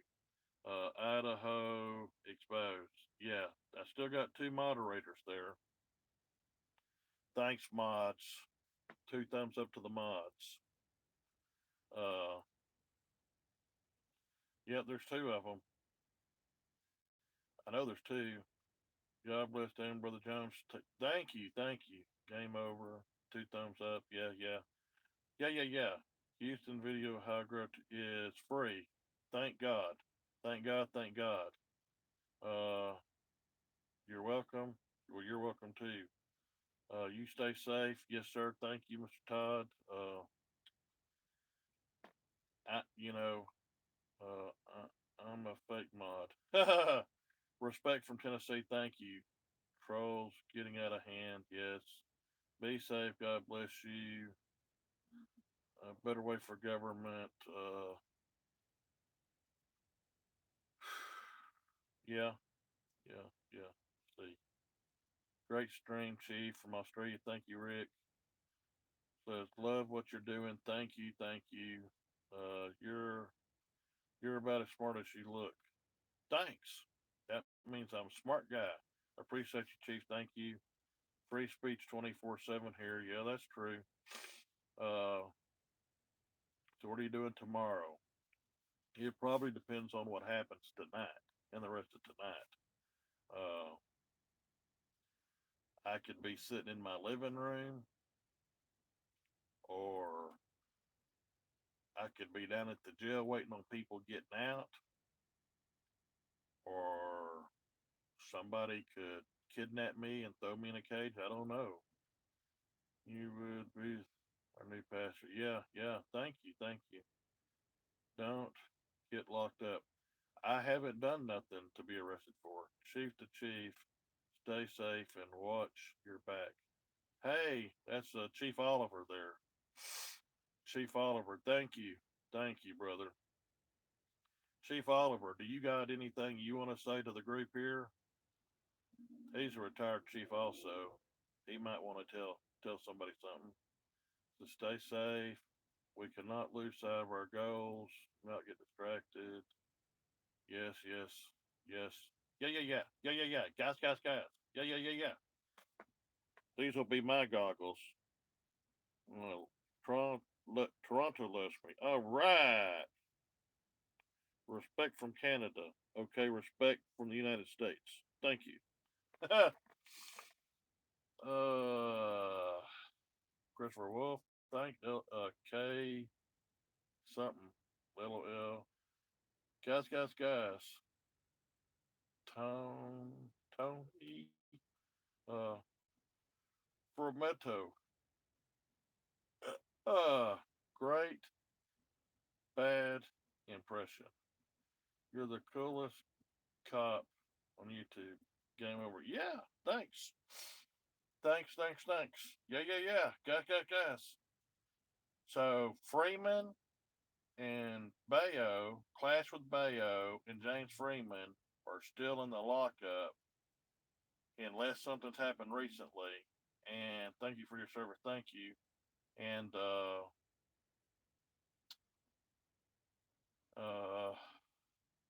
you know, Bayo said it. Bow. Yep. Well, at one time I thought it was bio, like a biography, bio, but it's BAO. Yeah, bow equals bow. Bow is a yeah, yeah. Thank you there, Santa's born leader. I uh Slavago means something. Can't read it. Can't read it. Well, clash with bio. Is Texas the same as Florida? And are they charged? They be transferred and transferred. Yeah, they're so far as I know, it's the Baxter County Jail, where uh, James Freeman. That's not his real name. I don't want to give that out. And Bauer being held for resisting arrest. It's a more serious charge. A great lawyer and about 10 grand will get these felons out. Yeah, fast with Bow. Yeah. What town did this happen at? Leon Valley, Texas Police Department. It's an enclave of the city of San Antonio. Uh, wow, Mr. Wolf, Thank you, thank you, thank you, thank you. That's 10 big ones for Chief. Yeah, thanks. Leon Valley sucks. Yeah, yeah. I mean, they haven't done anything to dispel the alarm in my mind that they want to do right, that they want to be fair, they want to be tyrannical. Uh, uh, what is this babble? No, boss hog. It's chit chat, talk, education, learning, exchange of ideas. Uh, so whatever you want to do. How do you know Lion Valley? Yeah, how do you know that they didn't post the chief's address and it was a setup? Uh, wow, I was reading, but then it started kind of going fast. Let's see. Hard to learn from a man that can't read. Well, I can read, but I have to have glasses on and get right down there to it, and it makes it really hard for me. So I read what I can and read what I and what. But when it's that tiny and it's that far away, I know people with glasses that can't even read that, and it's just hard.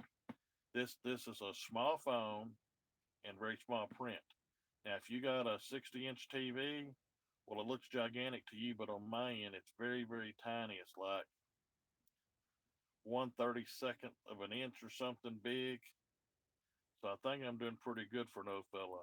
Thanks. Oh, yeah.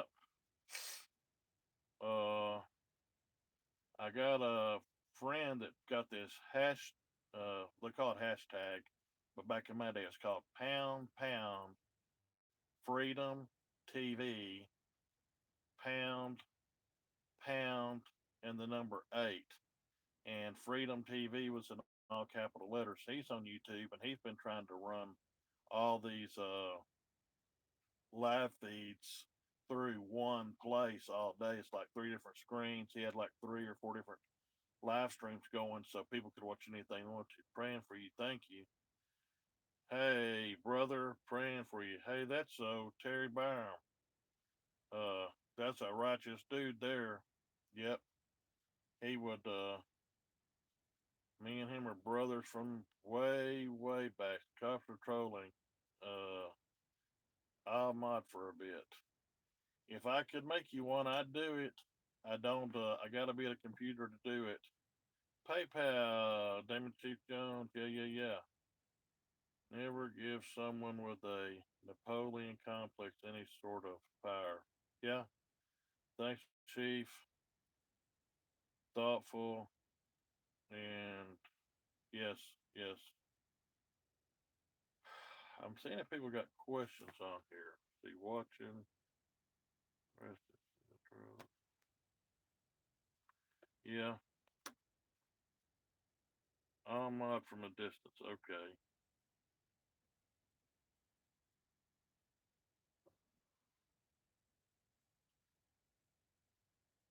Yeah, I don't. Now I know, just like in Florida, you can get a public record in Florida, for example, on a police officer, and you can get the police officer's application. Okay. Now what they have to do is they have to redact your social security number.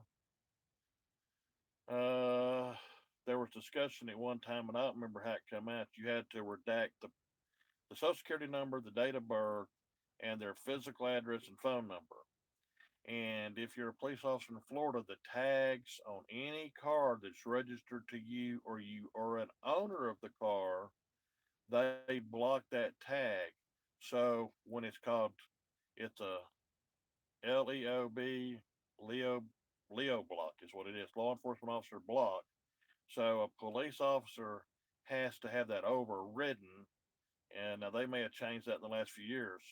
But like every car that had my name on it, if you run my tags, there'd be a block on it. So every cop in Florida would automatically know you as a cop because there was a block on there. If it was another state, they read your tag, there'd be a block on it, so it'd automatically a queue. that you're somebody different. Even if they're in another state, they didn't know this. Like, there's a reason that there's a block on this tag. So he's got to be some kind of government official for a block to be on there. You know, so uh, if I wanted to, I could. It wouldn't be no problem. I'd get Florida tags specifically for that purpose. God bless you. Thank you. Thank you. Uh, I could run Florida tags on my car, and that'd be an automatic block. So that'd tell every cop that run my tag there's a block, and he'd have to override it. Okay. Uh, but I don't do that. I don't do it. I don't want no special privilege. I don't want some extra right. I I want uh uh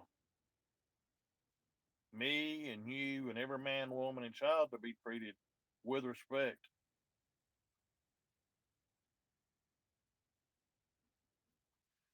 Uh, Boss Hog, I done told you it is not babble. If you don't like it, go to another channel. Boss Hog, just go to another channel, ask a question, or make a statement. Okay? Says, why did you leave early? You, if you're talking to me, you talking to me, I guess you are. I was there all day to the very end, and I didn't even know for sure. Nobody knew if anybody was going back. Yes, sir. I did not know. Grizzle nuts, I put you a wrench on there, so I don't know why you don't have a wrench. Uh, and I saved my changes, so I'll have to look in there. I have to find out what's going on. Uh, what happened to your wrench? I specifically looked for you. I had to look a long time to find you, and Bill Novak had to look forever to find you. I just couldn't seem to find your URLs. Uh, oh, Boss Hog's an internet troll. Well, wrench him out then. Wrench him out.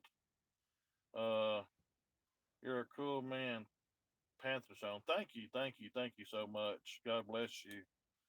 God bless all of you in a great and a mighty way. And if you're mean and ugly to me and you've been making threats or making outrageous comments, I just have to rebuke you in the name of Jesus.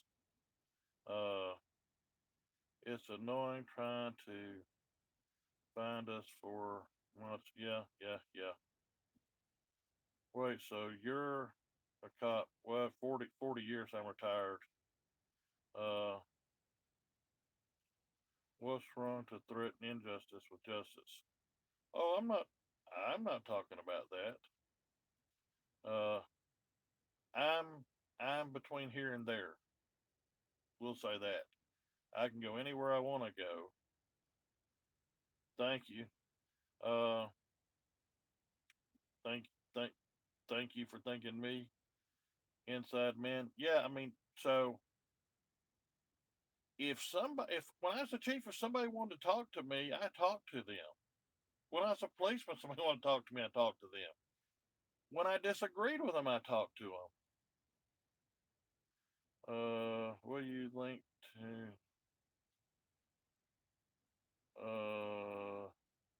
Grizzle nuts.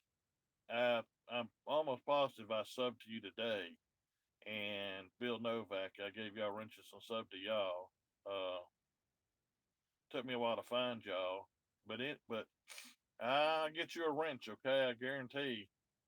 Uh, and if in 2 to 3 days from now, if something comes on and you ain't got a wrench, you'll have to call me out. Ohio 2.0 is out. Thank you for the notice. Thank you. Uh, yeah, ex police, 40 years. I worked in 5 different states, retired twice as the chief of police, once as a chief deputy constable. Uh, uh, yeah, I'm gonna, Drizzle Nuts, I'm going to put you a wrench on there as soon as I can. In other words, today, the place I was at, I got I got on the computer and I added about 17 more people, including Bill Novak and you.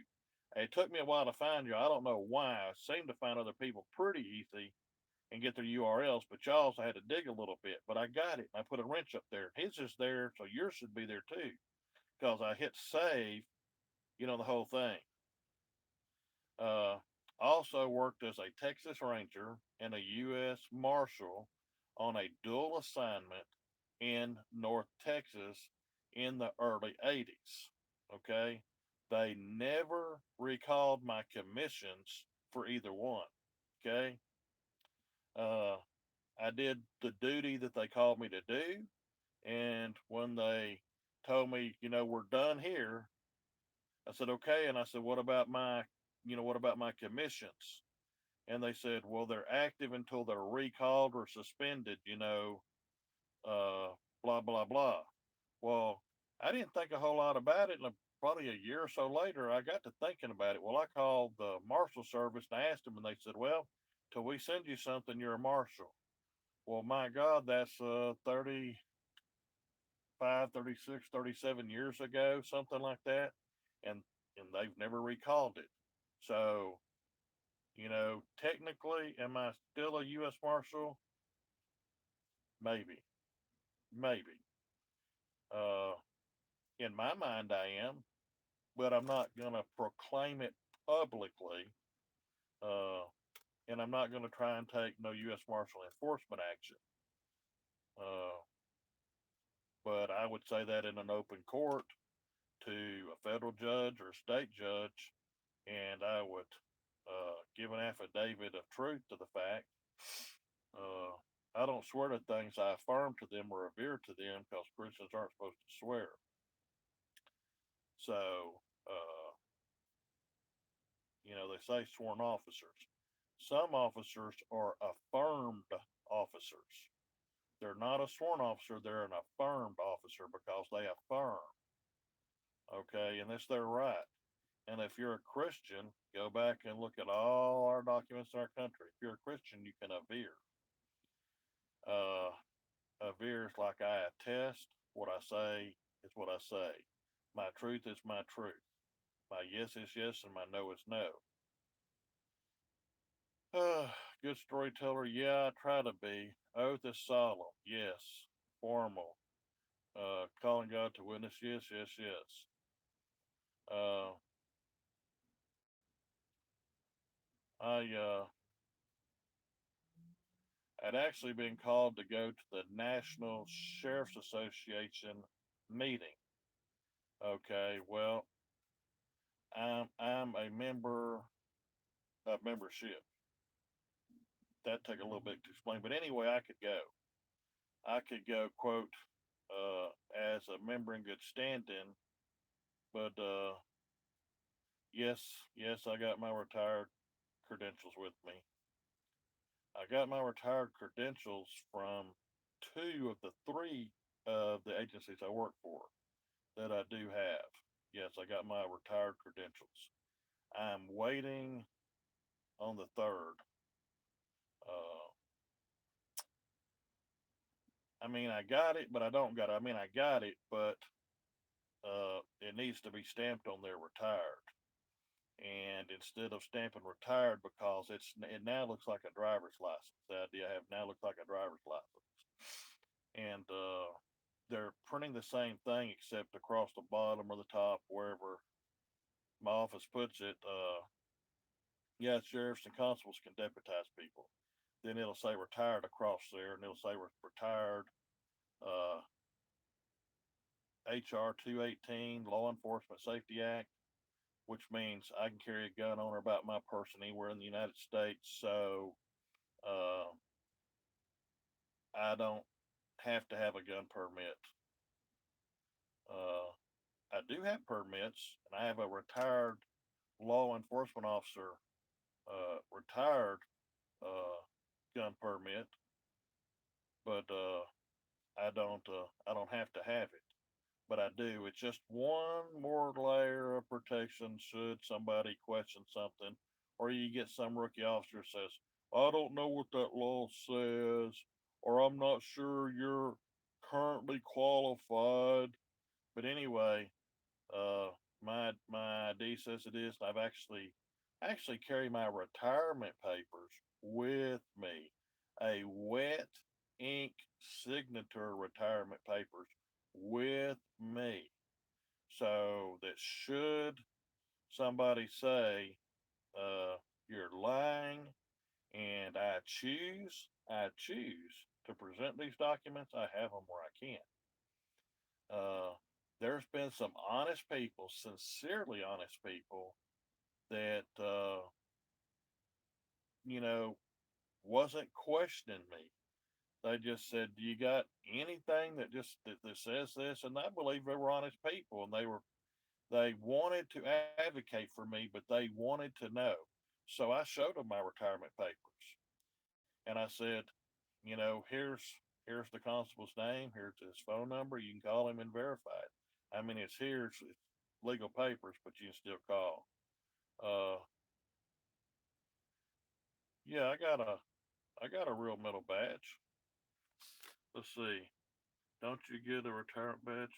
Yeah, yeah, yeah.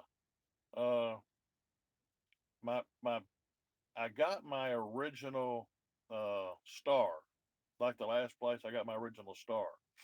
And the constable said, "You keep that and you keep your ID till you get your retired stuff." Okay. And he said, "Just tell them, it's in process, and show them your retirement papers, and they can call my office or call my home, call my cell phone to verify anytime they want to." Thank you, thank you, thank you. Now, uh, the cities I retired from, uh, they they've got my papers there. The state repository of records has it, and their notarized paperwork. And in Florida, where I retired there, the mayor had to sign the papers that I retired as the chief of police. I retired in good standing. I was not under investigation, under indictment, or under any internal affairs investigations, and I was retiring in honor. So they got to sign all that and swear to it under under penalty of perjury before a notary public. So when they send that in, that's pretty serious. If they send something in it ain't right, then they can be charged for perjury. They can be charged for filing false statements, uh, disruption of government services, whatever. You know. Uh, so anyway, the long and short is, I did the best I could for 40 years, and yeah, like when I was chief, one of the places I've got my actual retired badge where it says retired on it, and I got my retired ID. The another place I've got my original ID and my original badge, and the mayor at the time, he said he wasn't going to issue a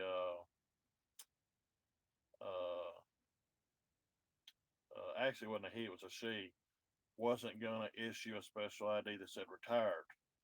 She said, "You've got your papers from us that are notarized that said you're retired. So just keep that badge and ID." She said, "If you want to order at your own expense a badge that says retired on it," she said, "I don't care. It don't make no difference to me."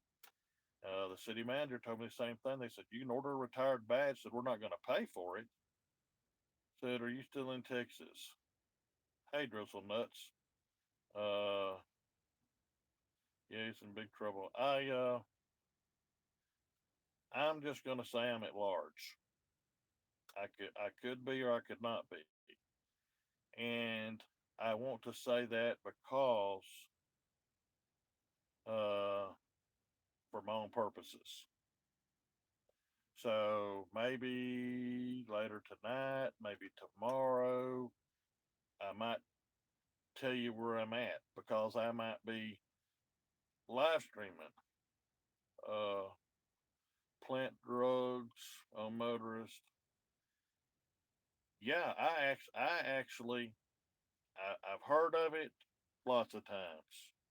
I've heard officers talk that they saw other officers do it. I've heard people say that officers did it, and officers are people. People lie. Okay, so people lie. Officers are people. They lie too. Uh, you know what I'm saying? God says that every man be a liar, that he be the truth. Okay, so God said all men are liars. Okay, that's me. That's you. That's the next guy. Okay, so we're all liars according to God. He's the only one that speaks the truth. Now we tell a lot of truth. Okay, uh, I got a friend of mine that worked for the government, and they actually went to call him in to testify on something. And when they went to swear him in, they said, "Will you swear to tell the truth?" He said, "No." The judge said, "What?" He said, "No." He said, "Are you kidding?" He says, "No." He says, "You're offering me to swear under man's law I'm going to tell the truth." He says, "By my religion, I can't swear." And he said, "Well, affirm." And he said, "God said I'm a liar." He said, "God said you're a liar." He said, "Jay said all men are liars." He said, "So I'm a liar. So I want to be a liar on the record. I'm in the Bible as a liar. So I just be on your record as a liar." And so they was really pissed him off because you can't charge him with perjury. You don't have nothing to bind him by, which is why God said, Jesus said, don't take men's oath, lest they rend you. They'll tear you apart. Okay. They want you to go under an oath so they can tear you apart. Okay. Uh, it, it would really, really, really depend on all the circumstances. Really depend if somebody wanted to put me under oath, just exactly how I deal with it. Now, I've had to do things like in the last couple of years with the notary public at different times for various purposes. And they said, just sign here. And I said, well, are you going to swear me in? They said, well, if you sign your signature set. And I said, well, uh, you're far from, yeah, okay. Anyway, I said, well, I'll adhere that I'm telling the truth. They says, what does that mean? So I told them. And some of them had to call up their, oh, did I know about people? I never saw an officer. I heard of officers planting drugs, but I never actually saw it. Okay. Never actually saw it. But, but here about a week ago, I actually seen a, a camcorder, not a camcorder. Uh, well, you know the police up in the top. We got these things that'll videotape. It's a patrol car recorder. I can't think of the name right now. Okay. Anyway, hey, Black Label Cop Watch, you got your wrench, buddy. Go to work. Anyway, look, a dash cam. That's it. Thank you. Uh, and on the police dash cam, I think they had a lockbox like uh, we had. It takes a supervisor to unlock it, and then this data block comes out, and from the time it comes out of your trunk until it goes in the police computer is time, and it has to be downloaded. Okay.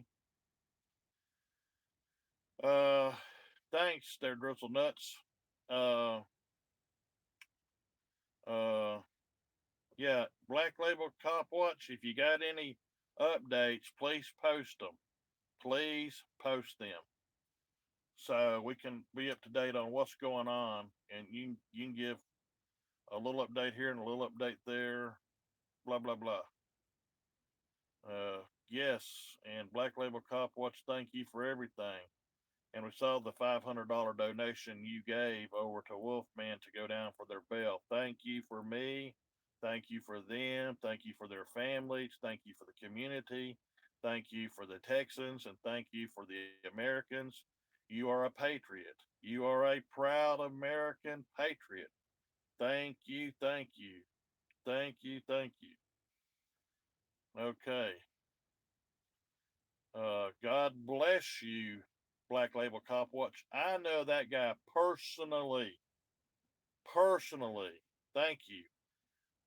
And Black Label Cop Watch, he is a righteous dude. Everything he says, he does it.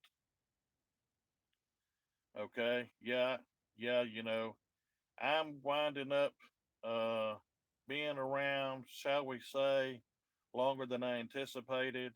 So, if you PayPal me, I'll be glad for it. If you don't, it's okay. But uh, if the PayPal's uh oh, I forgot to tell you. Let's see, who are you? Prez. I can't read your name. Okay, I'm sorry. But anyway, here's the deal. I seen this video on this dash cam, and it actually showed a cop pulling something out of his pocket, sliding it down like it was one of them vehicles that the back door opens and closes like that, and kind of slipping it inside, and then doing his hand back and looking back towards the camera. And then he reached his hand back in. He said, "Oh, what's this? Some dope?" And I actually seen it on video. That's the first and only time I ever witnessed it. I've never witnessed on purpose. Now I have suspicion, and I've been very suspicious of things, but a suspicion ain't the same thing as a legitimate eyeball claim. I haven't eyeballed it. That's just like I had a bad officer one time, and people's talking about he was abusing people. And I would get witness statements from the people that witnessed it. Okay. And I took it to the chief of police at that time. I was the number two. I took it to the chief of police. He did everything he could to fire that guy. And we had a nickname for him called Flashlight Johnson. He'd take a flashlight and he'd beat it over people's head, and one guy would have a bunch of stitches, and he took a pot shot at a man on the run on foot through a trailer park who was supposedly a wanted man by the U.S. Marshal Service on running. Uh, you know what I'm saying? He he shot at this guy. I mean, he could have hit anybody anywhere. This is a guy running on foot. Now this is like 10 or 11 o'clock at night.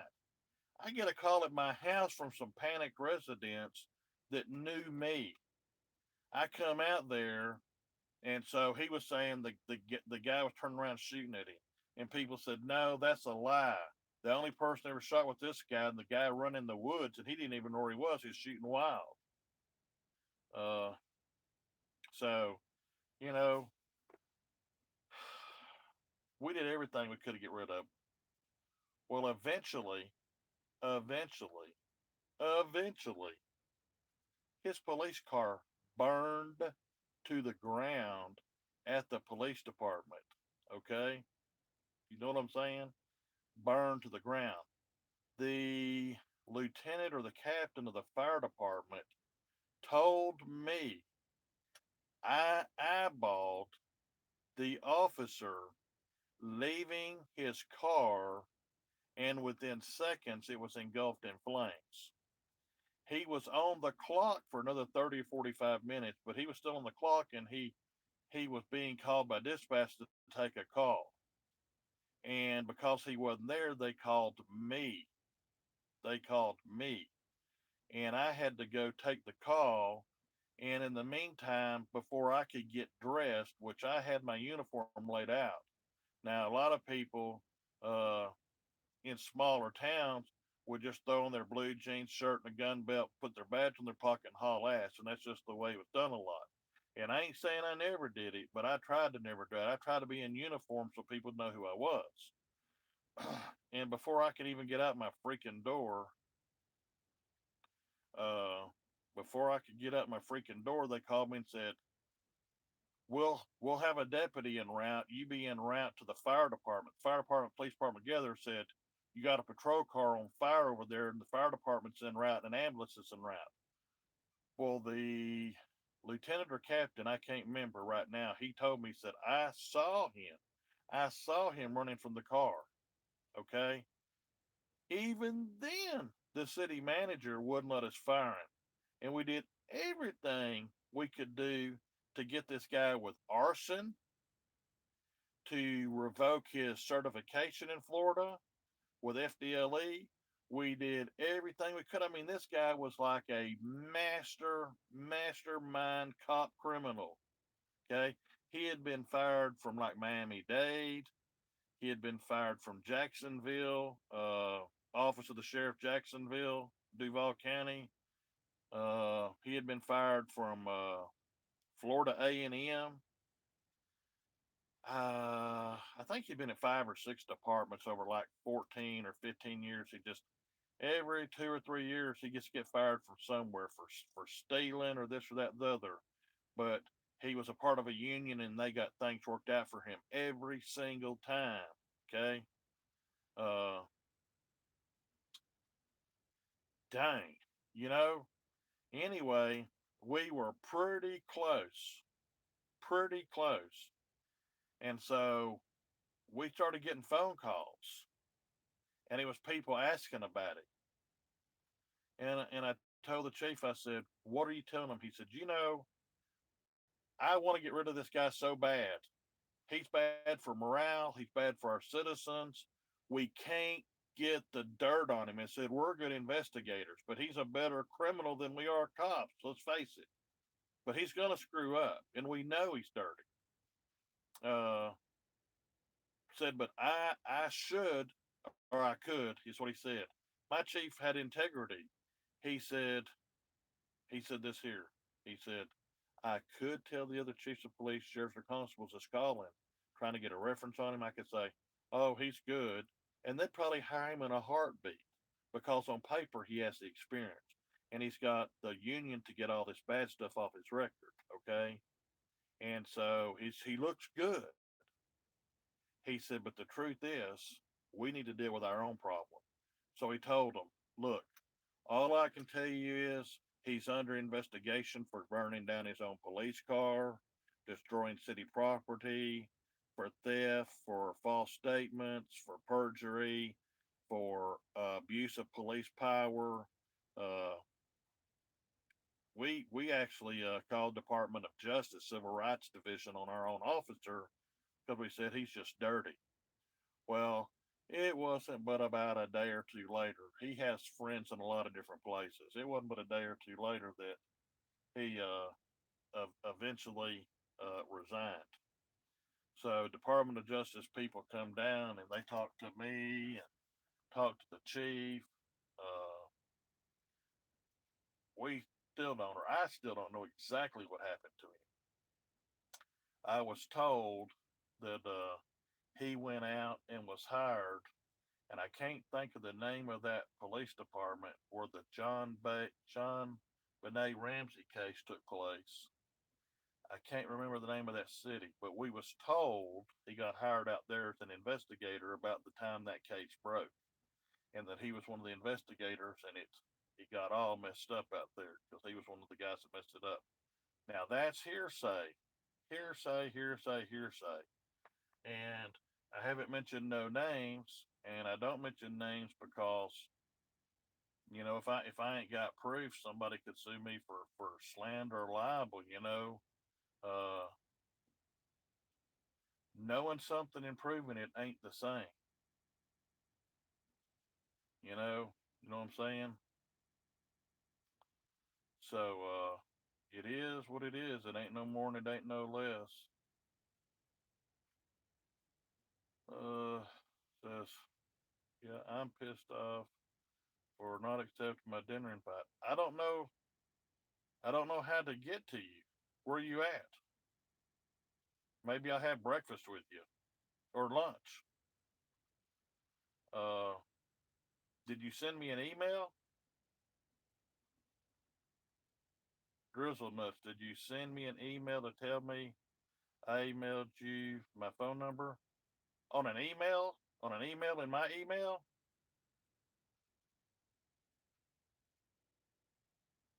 Did you send it to my Damon 4040 at Yahoo? Yes, okay. And so the email will say Drizzle Nuts on it. Uh, yes, sir. Okay, okay, okay. Well, I'll take it.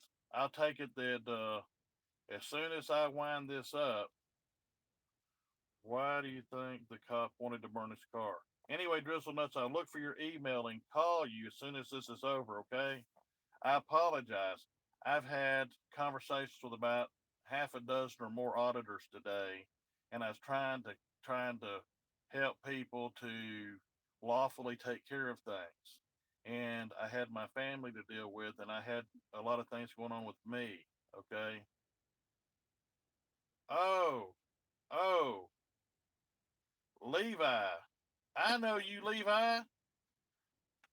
Heck yeah, I know Levi. I know him. Yeah, yeah, yeah.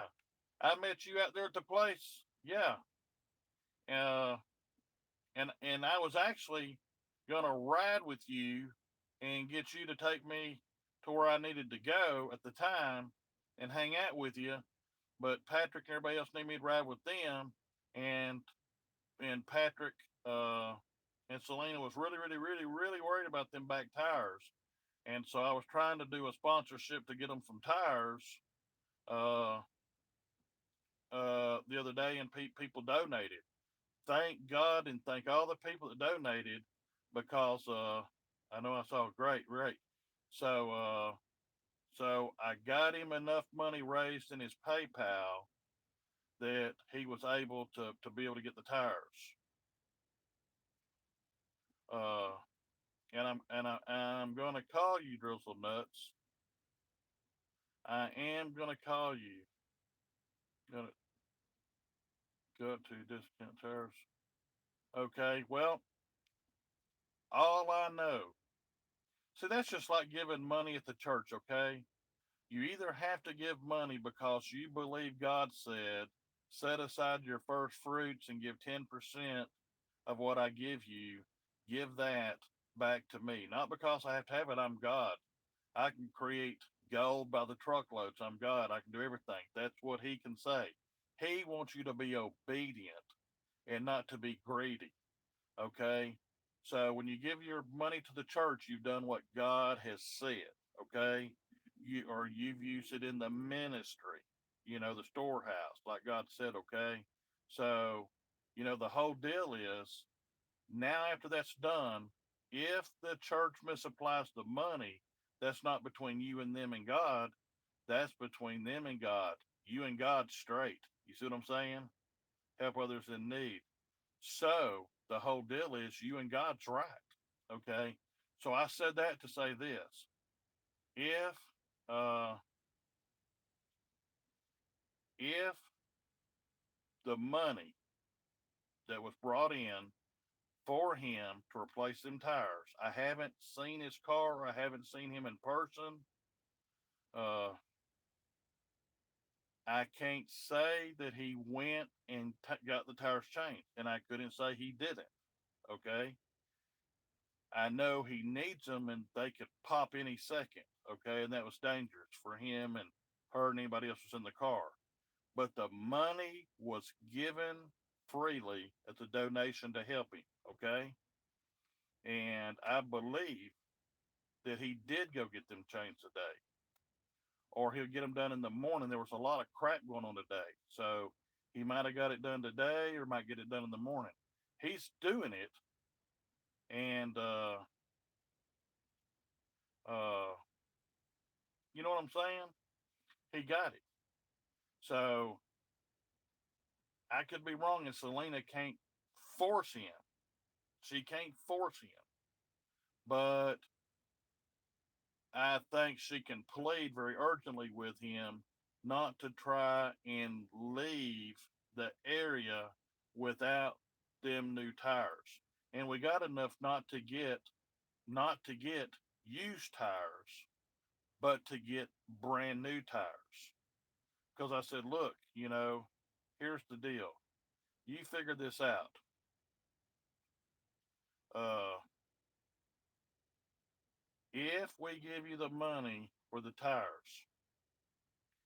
and you misuse it for something else, you will know, God will know, and you'll wish you hadn't have, because you will have turned people's charity, their goodness, and their love for you into an evil thing, because you would have promised something and not done it, and you will have lied to the people.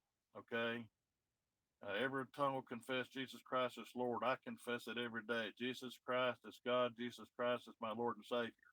That's my religious beliefs, and I believe it, and that's my truth. If you got a different truth, then that's okay for you. Okay? I don't try and push my belief on you. Okay? I don't try.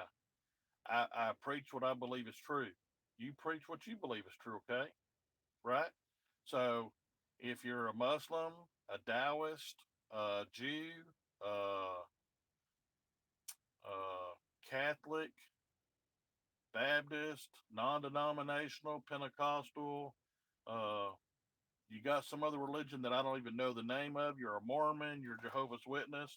Whatever you are, that's what you are. Okay, you can be that, or you can change. I could stay this, or I could change. I believe I am who I am, and I believe I am. Uh, I believe I am uh, a child of God. I believe I'm right. I believe I am saved, born again Christian. I am a presiding high priest of the sovereign church of Jesus, which is after the office and order of Melchizedek. I do all kinds of research, all kind of studies. I have conversations. Some people say you talking to God's okay, but God talks to you. Some people actually say you're mentally ill. Well, then I have to be mentally ill, because me and God have two-way conversations all the time. Now, sometimes I I seriously get distracted, and therefore the distraction has robbed my time of God, and I apologize to God for that and ask Him to forgive me. So I put God first. Okay. Now, you can call it anything you want to, but I wasn't there today. I wasn't detained. My property wasn't stolen. I wasn't arrested and thrown in a cage. Now, if I had have been here, if I had have been here 12 hours earlier, they say God moves in mysterious ways. If I'd been here 12 hours earlier, got me a room and got me some sleep and rest, then the chances are I would have been up on the phone at 8 or 9 this morning talking to people, and I'd have found out that people was going. And then I would have got up and gone.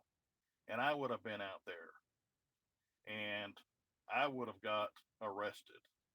I would have had my property stolen. So, you know what I'm saying? Uh, I didn't have no money to get out of jail. So I'd have been sitting my big old fat butt there till somebody ROR'd me, or somebody got some funds together for me. I don't have none, so I'd have been there. You know what I'm saying? I'd have been in jail. My truck would have been in jail. You know what I'm saying? Thank you for that donation. Oh my God, I didn't see your name. I'm sorry. Let me go back and see if I can catch you. Andrew, Andrew Mahoney. I can't make it out. I'm very, very sorry. Thank you for your donation. Thank you, and God bless you. Thank you so much. And Andrew, Andrew, let's see, somebody spelled it out. Andrew McBurney, McBurney. I think Andrew McBurney. Thank you so much. God bless you. Somebody actually did it out in big type. Let me see. Andrew McBurney. Bernie. I hope I pronounced it right. Thank you. If I didn't, don't shoot me. You know what I'm saying? You know what I'm saying? Guys, guys, guys. Yeah, yeah, yeah. Yeah, yeah, yeah. Putting on my goggles. Yeah, yeah, yeah. Yeah, yeah, yeah. Did y'all see? He's not my friend. Okay, look.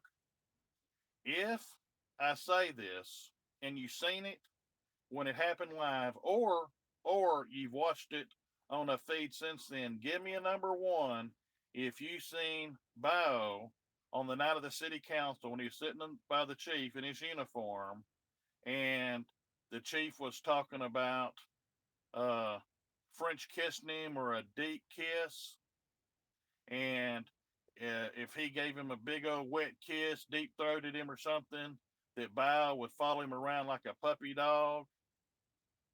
Okay, there's someone. So y'all saw it. Okay, that is unethical and unprofessional and conduct unbecoming of an officer. Period. Period. Most especially on duty in uniform, and you are the head of the agency, the head of the department. That is wrong. He loves Asians. Okay. Well, I talked to Bayo and I said, I said, when I was asking about you, because I'd seen you, but I didn't know your name, I didn't know your channel. I said, uh, I said, I was always asking about who's the Asian guy? And he laughed. He thought that was funny. And I said, some people said you was from Japan. And he said, maybe Puerto Rico, Puerto Rico, Puerto Rico. And I said, oh, you're from Puerto Rico? And he says, maybe, maybe. I said, okay. So he never did say where he was from or where he was descended from. You know what I mean? So anyway, a lot of people would say Asian. Okay, you know.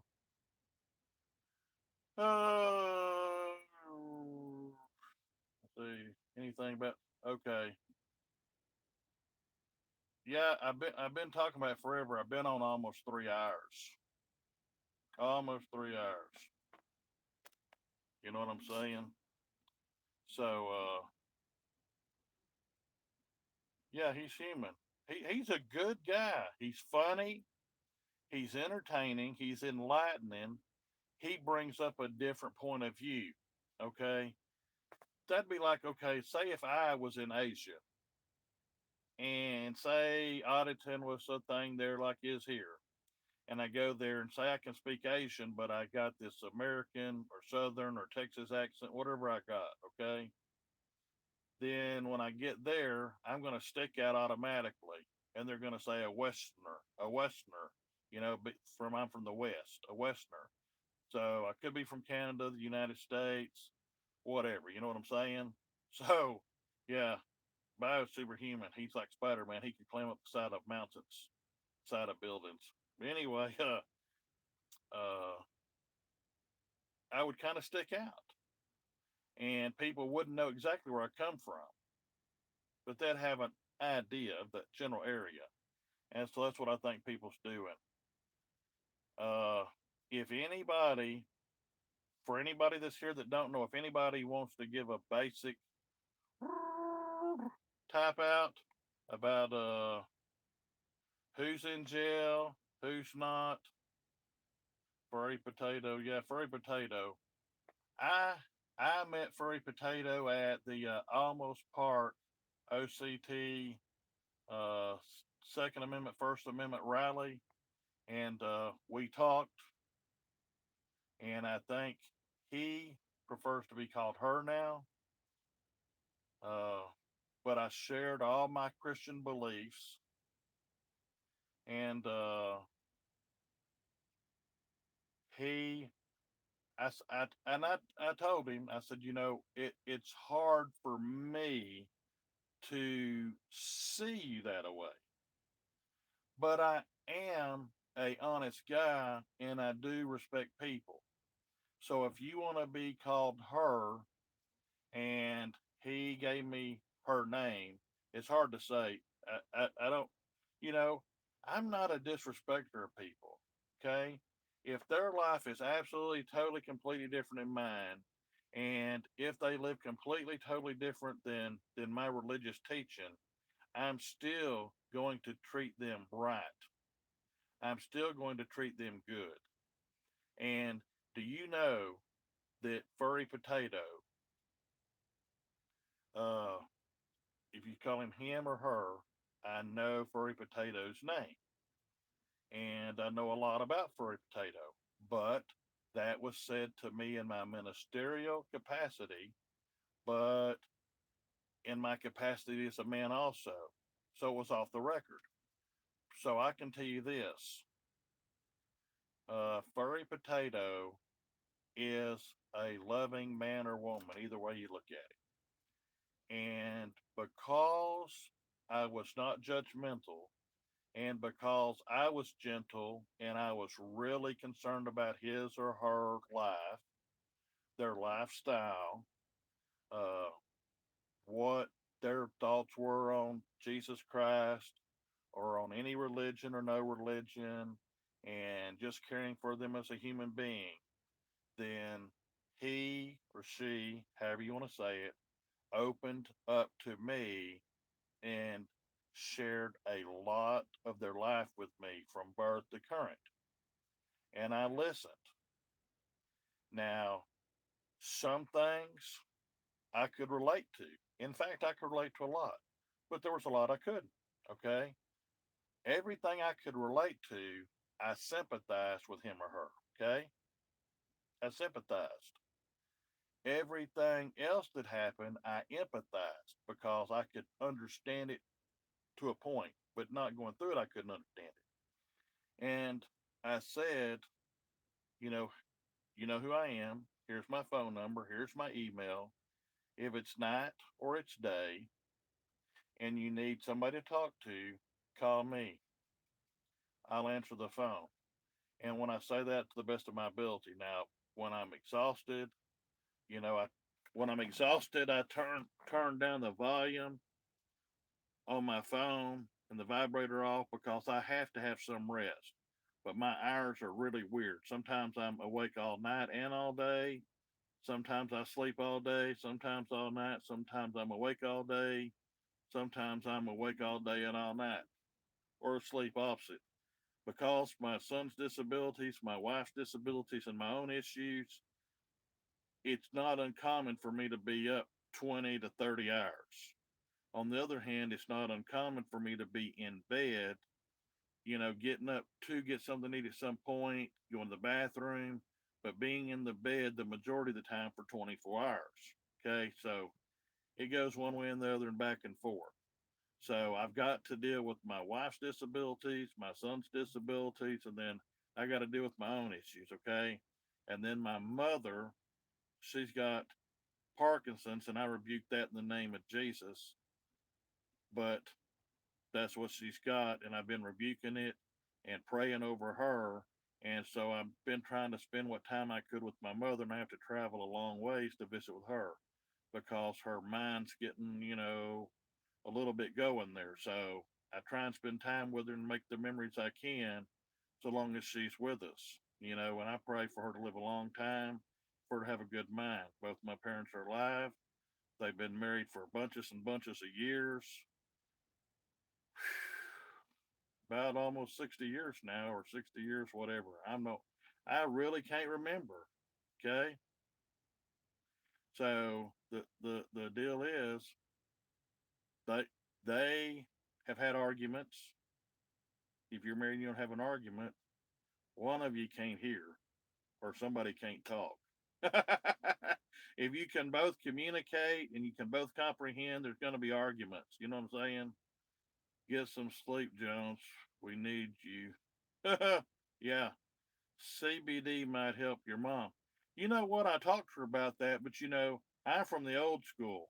She's from the people that built the old school. You know what I'm saying? She was an old school builder.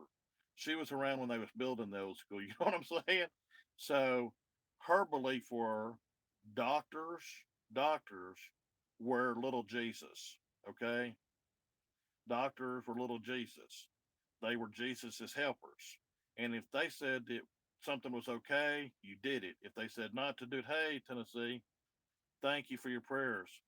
If and I mean that. A lot of people say thank you, but I mean thank you, thank you, thank you, thank you, thank you, thank you, thank you, thank you, thank you. In the name of Jesus Christ, my Lord and Savior, thank you. Uh, so here's the deal. Long and short, for real, for real. Forgot what I was gonna say. So I'm a big target because I put myself out there as a faithful, honest Christian. I'm a big target physically because I'm just a big man. I put myself out there and give you a part of my heart and a part of my soul because I share my life and my family's life. If I didn't care about y'all, if I didn't care about my fellow man and fellow woman, if I wasn't trying to do what my Lord Jesus Christ had me to do, I wouldn't be here for hours at a time. I mean, would it take me 12 hours or better to drive over and I talk to y'all 10 and a half of those hours?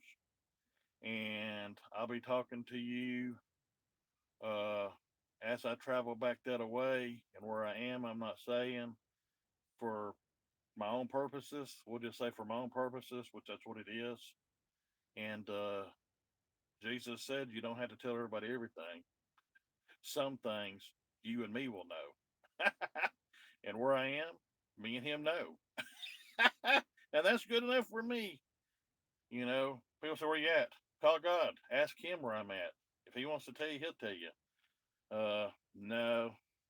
Uh, so I got to get off and get this phone number for Grizzle Nuts and call him. I don't want him mad at me. I really don't want him mad at me. He's a nice guy. He come out and met me in person, Levi. He talked to me a lot on the drive over.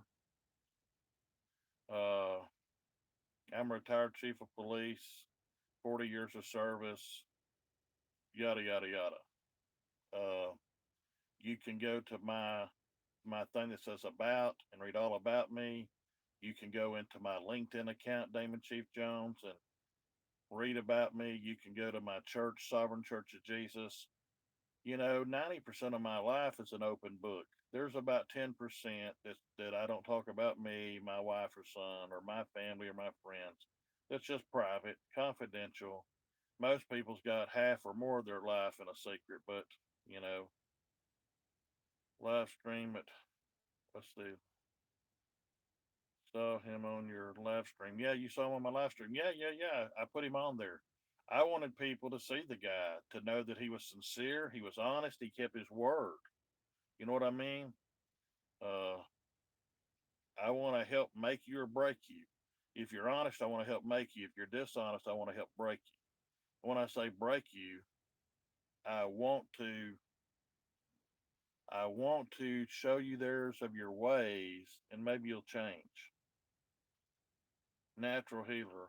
Yep, I'm gonna lay hands on this phone here and I pray whoever's watching, God bless you in a great and a mighty way and touch your mind and your heart and help you to live the way you should and serve him the way you should and to make you have a good mind. And if you don't want these prayers, then you can just don't have them. But I pray everybody that wants them and needs them, get them. And if you got some other religion, then believe how you believe. I wouldn't stop you from doing what you do.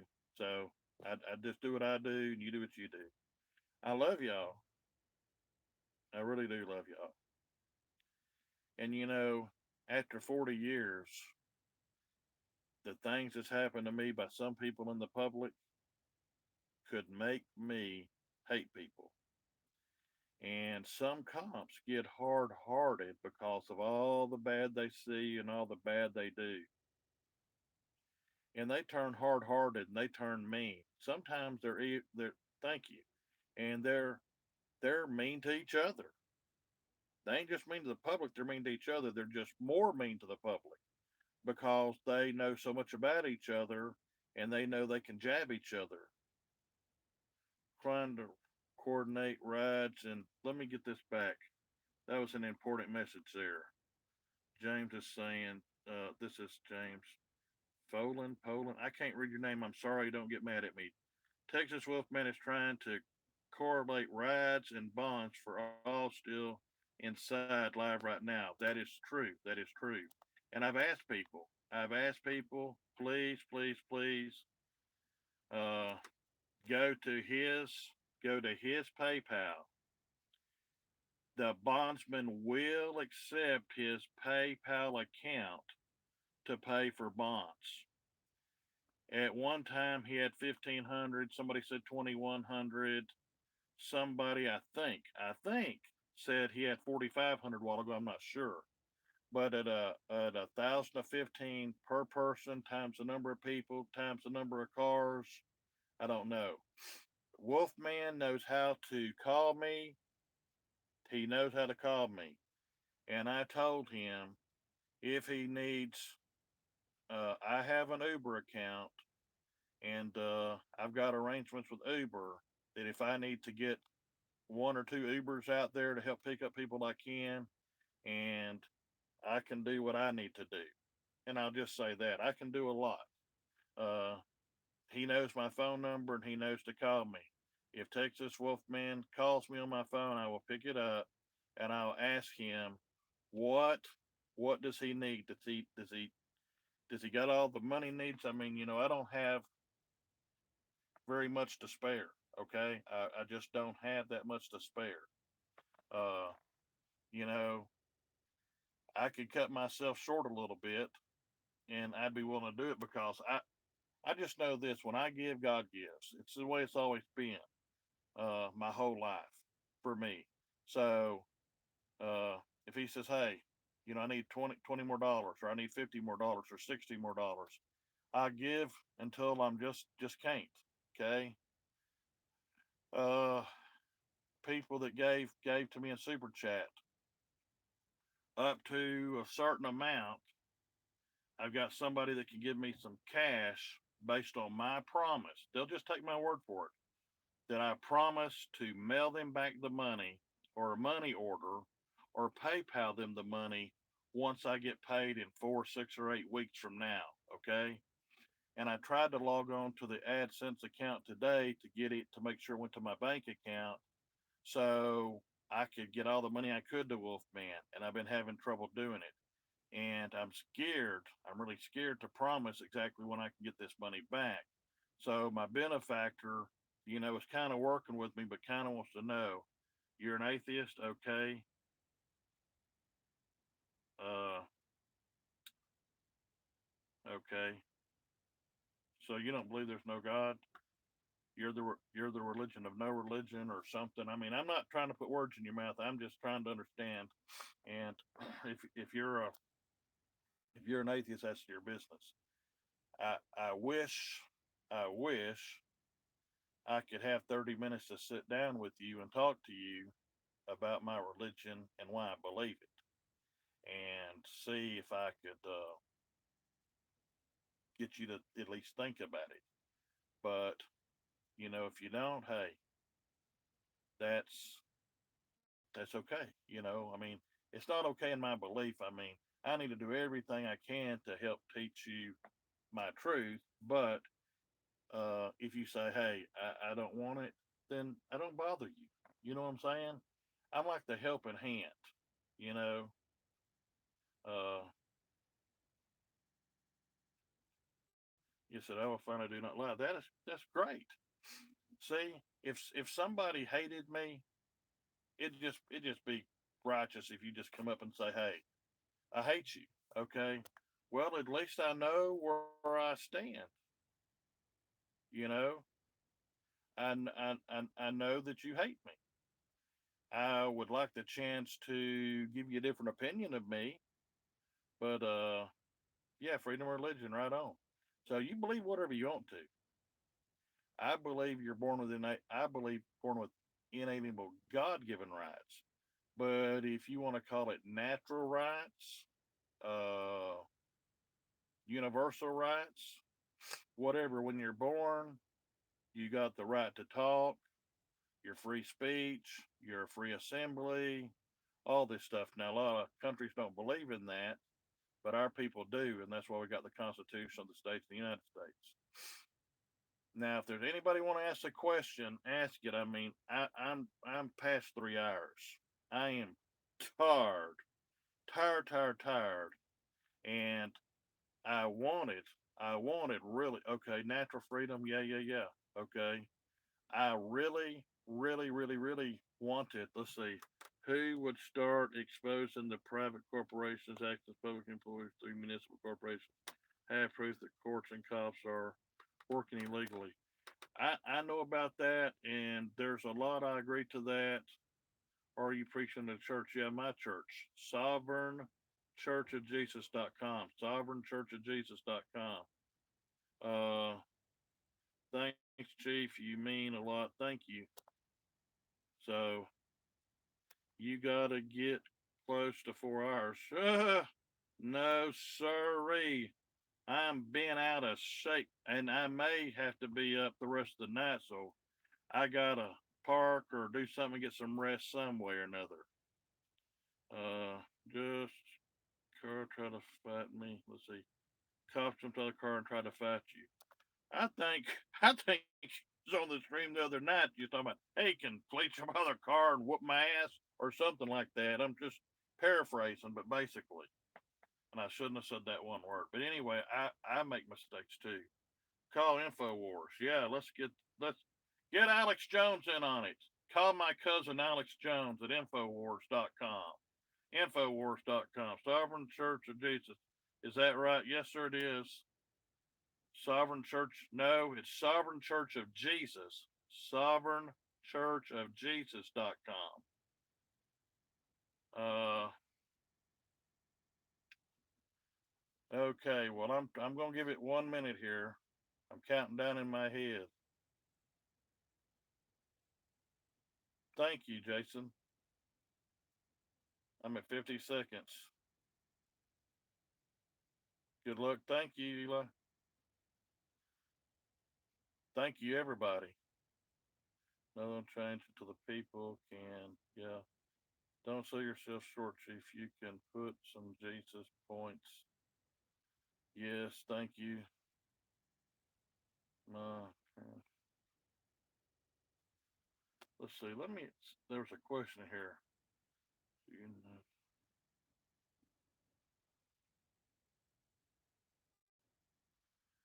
Okay, that was a private question. Okay. Call your cousin. He might not know I'm his cousin. Uh, good night, good night. Holland or Homeland, I can't read. I'm sorry.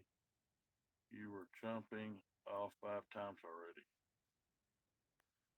Well, I'm too big to be doing a lot of jumping anyway. But yeah, chief for the audit, chief for all auditors Christians. I don't know. I don't. I believe most are, but uh uh that's just like Patrick.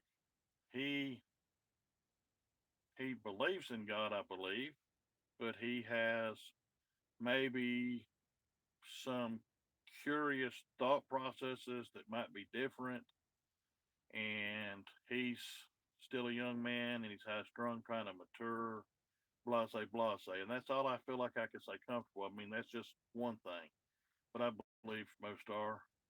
You know, what's wrong with you? Uh, Obama 2020, he can't run no more. Uh, Chief, for you others Christians, I am, and most of them are, from what I understand. Patrick is 20 years old. Yeah, he's 20 or 21. I forget, but yeah, in there. Matter if others would it matter? No, it don't. It don't matter. Uh-uh. They're good people. They are good people either way. Now, my religion there's a lot of good people that ain't going to heaven because they're still not born again Christians. That's my belief. You may have a different belief. Uh, the the problem is with organized religion. I'm over here at a certain place and I'm watching a man do dumpster diving. I don't think he's looking for food. I think he's looking to see if they throwed anything good away. He don't even know I'm over here looking at him. With organized religions need to know the love of Christ. Yeah, you'll find that at my church. Uh, so I'm only 11. Okay. The care used to.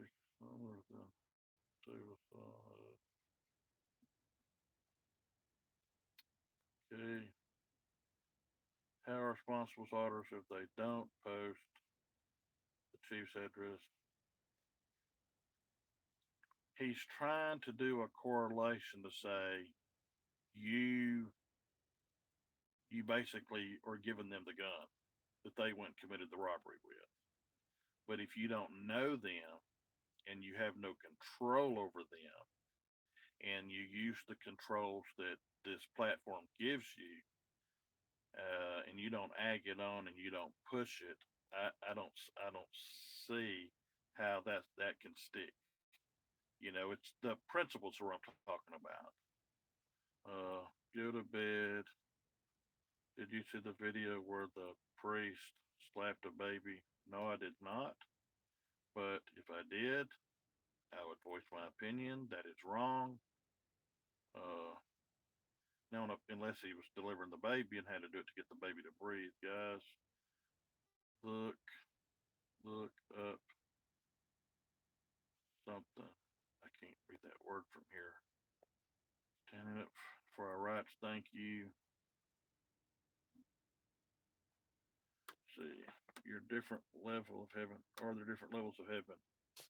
You know, I have read scriptures where it talks about different places in heaven, and does that mean different levels, or does that mean different parts?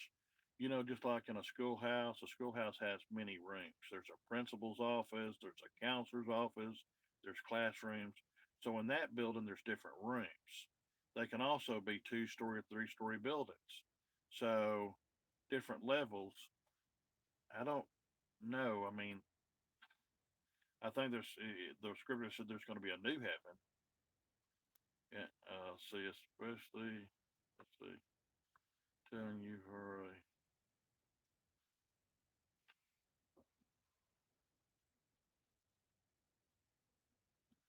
let's see, truth is nobody knows for sure. There's believers. There's ambulance alert. Ambulance alert. Uh, I know I would by the way you talk. Time to sleep. Number of watchers dropping. Yeah, I don't put things into.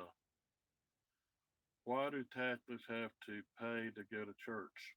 I don't know. I didn't know they had to, but Chief, I was touched by God. It was beautiful. He healed my heart. Thank you. He's a late night show. Guest does something wrong. TV station not responsible. Yeah, exactly.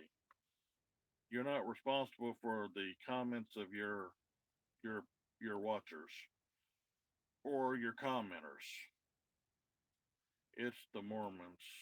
It's the tax rate. I watched a few videos. Never heard rights being. Let's see. Miranda rights being read. The court said. Let's see. Was it 2003, 2005? They maybe before then. I lose track of time. They said you do not have to read nobody their Miranda rights if you're not going to question them in the form of being a suspect. Okay, asking their name, their date of birth, their address is basic, uh, necessary information for identification and prosecution. But they don't have to say anything else. They don't have to tell you if they're married, if they got children, where they were 5 minutes ago or 10 years ago. So they can be quiet on everything else. That's what I was taught. 8 dimensions and 12 levels. Good issue. Okay. Well, y'all are y'all might be getting silly. See, Chief didn't even give me a chance to say I might be silly. He said I was silly. So we're gonna have to look up the definition of silly. Uh, large awakening taking places in North Florida. Guessing by your accent. Yeah, I was. I was in North Florida for about 18 years. New Haven. Okay. Almost 3 in the morning here. Okay, look. Goodbye. Thank y'all for everything. I'm going to go over to Wolfman's chat and see what's going on with Wolfman, and I'm going to try and coordinate with him. Okay? If you got anything, please go donate to Wolfman. Donate to Texas Wolfman, Texas Wolfman, Texas Wolfman. He's coordinating the Uber rides, car rides, bus fare, cab fare, whatever it takes to get people out, to get their cars, to do anything they got to do. Yes, going to Texas Wolfman channel. That's where I'm going. Everybody, let's go there, and I'll be over there. See y'all. See y'all. Aloha. God bless you. Atheists, people. So long. All right. Sayonara. No, no, no, no, no. I gotta stop here and say there's a rebuke. Somebody in here said kill them cops by ambush. Uh no. I rebuke that in the name of Jesus. I rebuke that in the name of the law. No harm to nobody. No harm to the peace officers. No harm to the police. That that was a sack attack. No, no. Whoever you are, it says bam bam bullies 101. You're wrong. You're wrong. You're wrong. You're wrong. Okay. So I'm putting you on notice. I am reporting you to the officials for making a death threat. Kill the cops by ambush. That is a death threat. I don't have this on my phone. It's not evidence. It's on YouTube. The police will have to get it there. But whoever that Bamberg Bullies 101 is, the police will be looking for you for threatening them. I rebuke this. I rebuke it. I rebuke it. I see that. I can make that out. It was in all capital letters. I rebuke Bamberg Bullies 101. I will report you. I'll have to find the proper method to do this. And I guess that'll be the FBI. But anyway, yeah. Uh,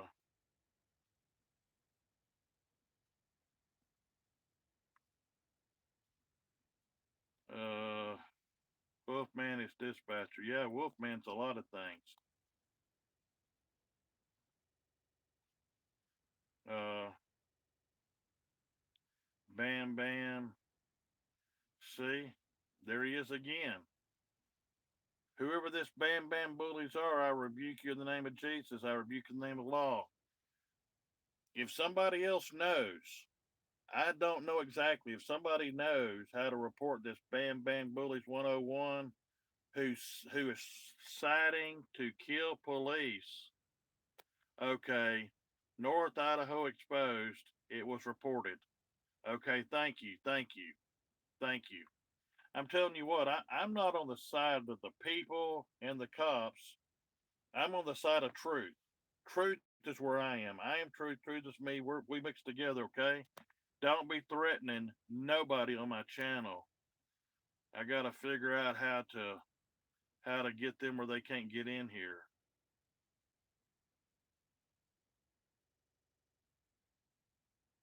Uh, Yeah, whoever that Bam Bam is, that is very stupid. Very, very stupid. Illegal too. Don't take no rocket science to you. You can't threaten to kill nobody. Okay, bye.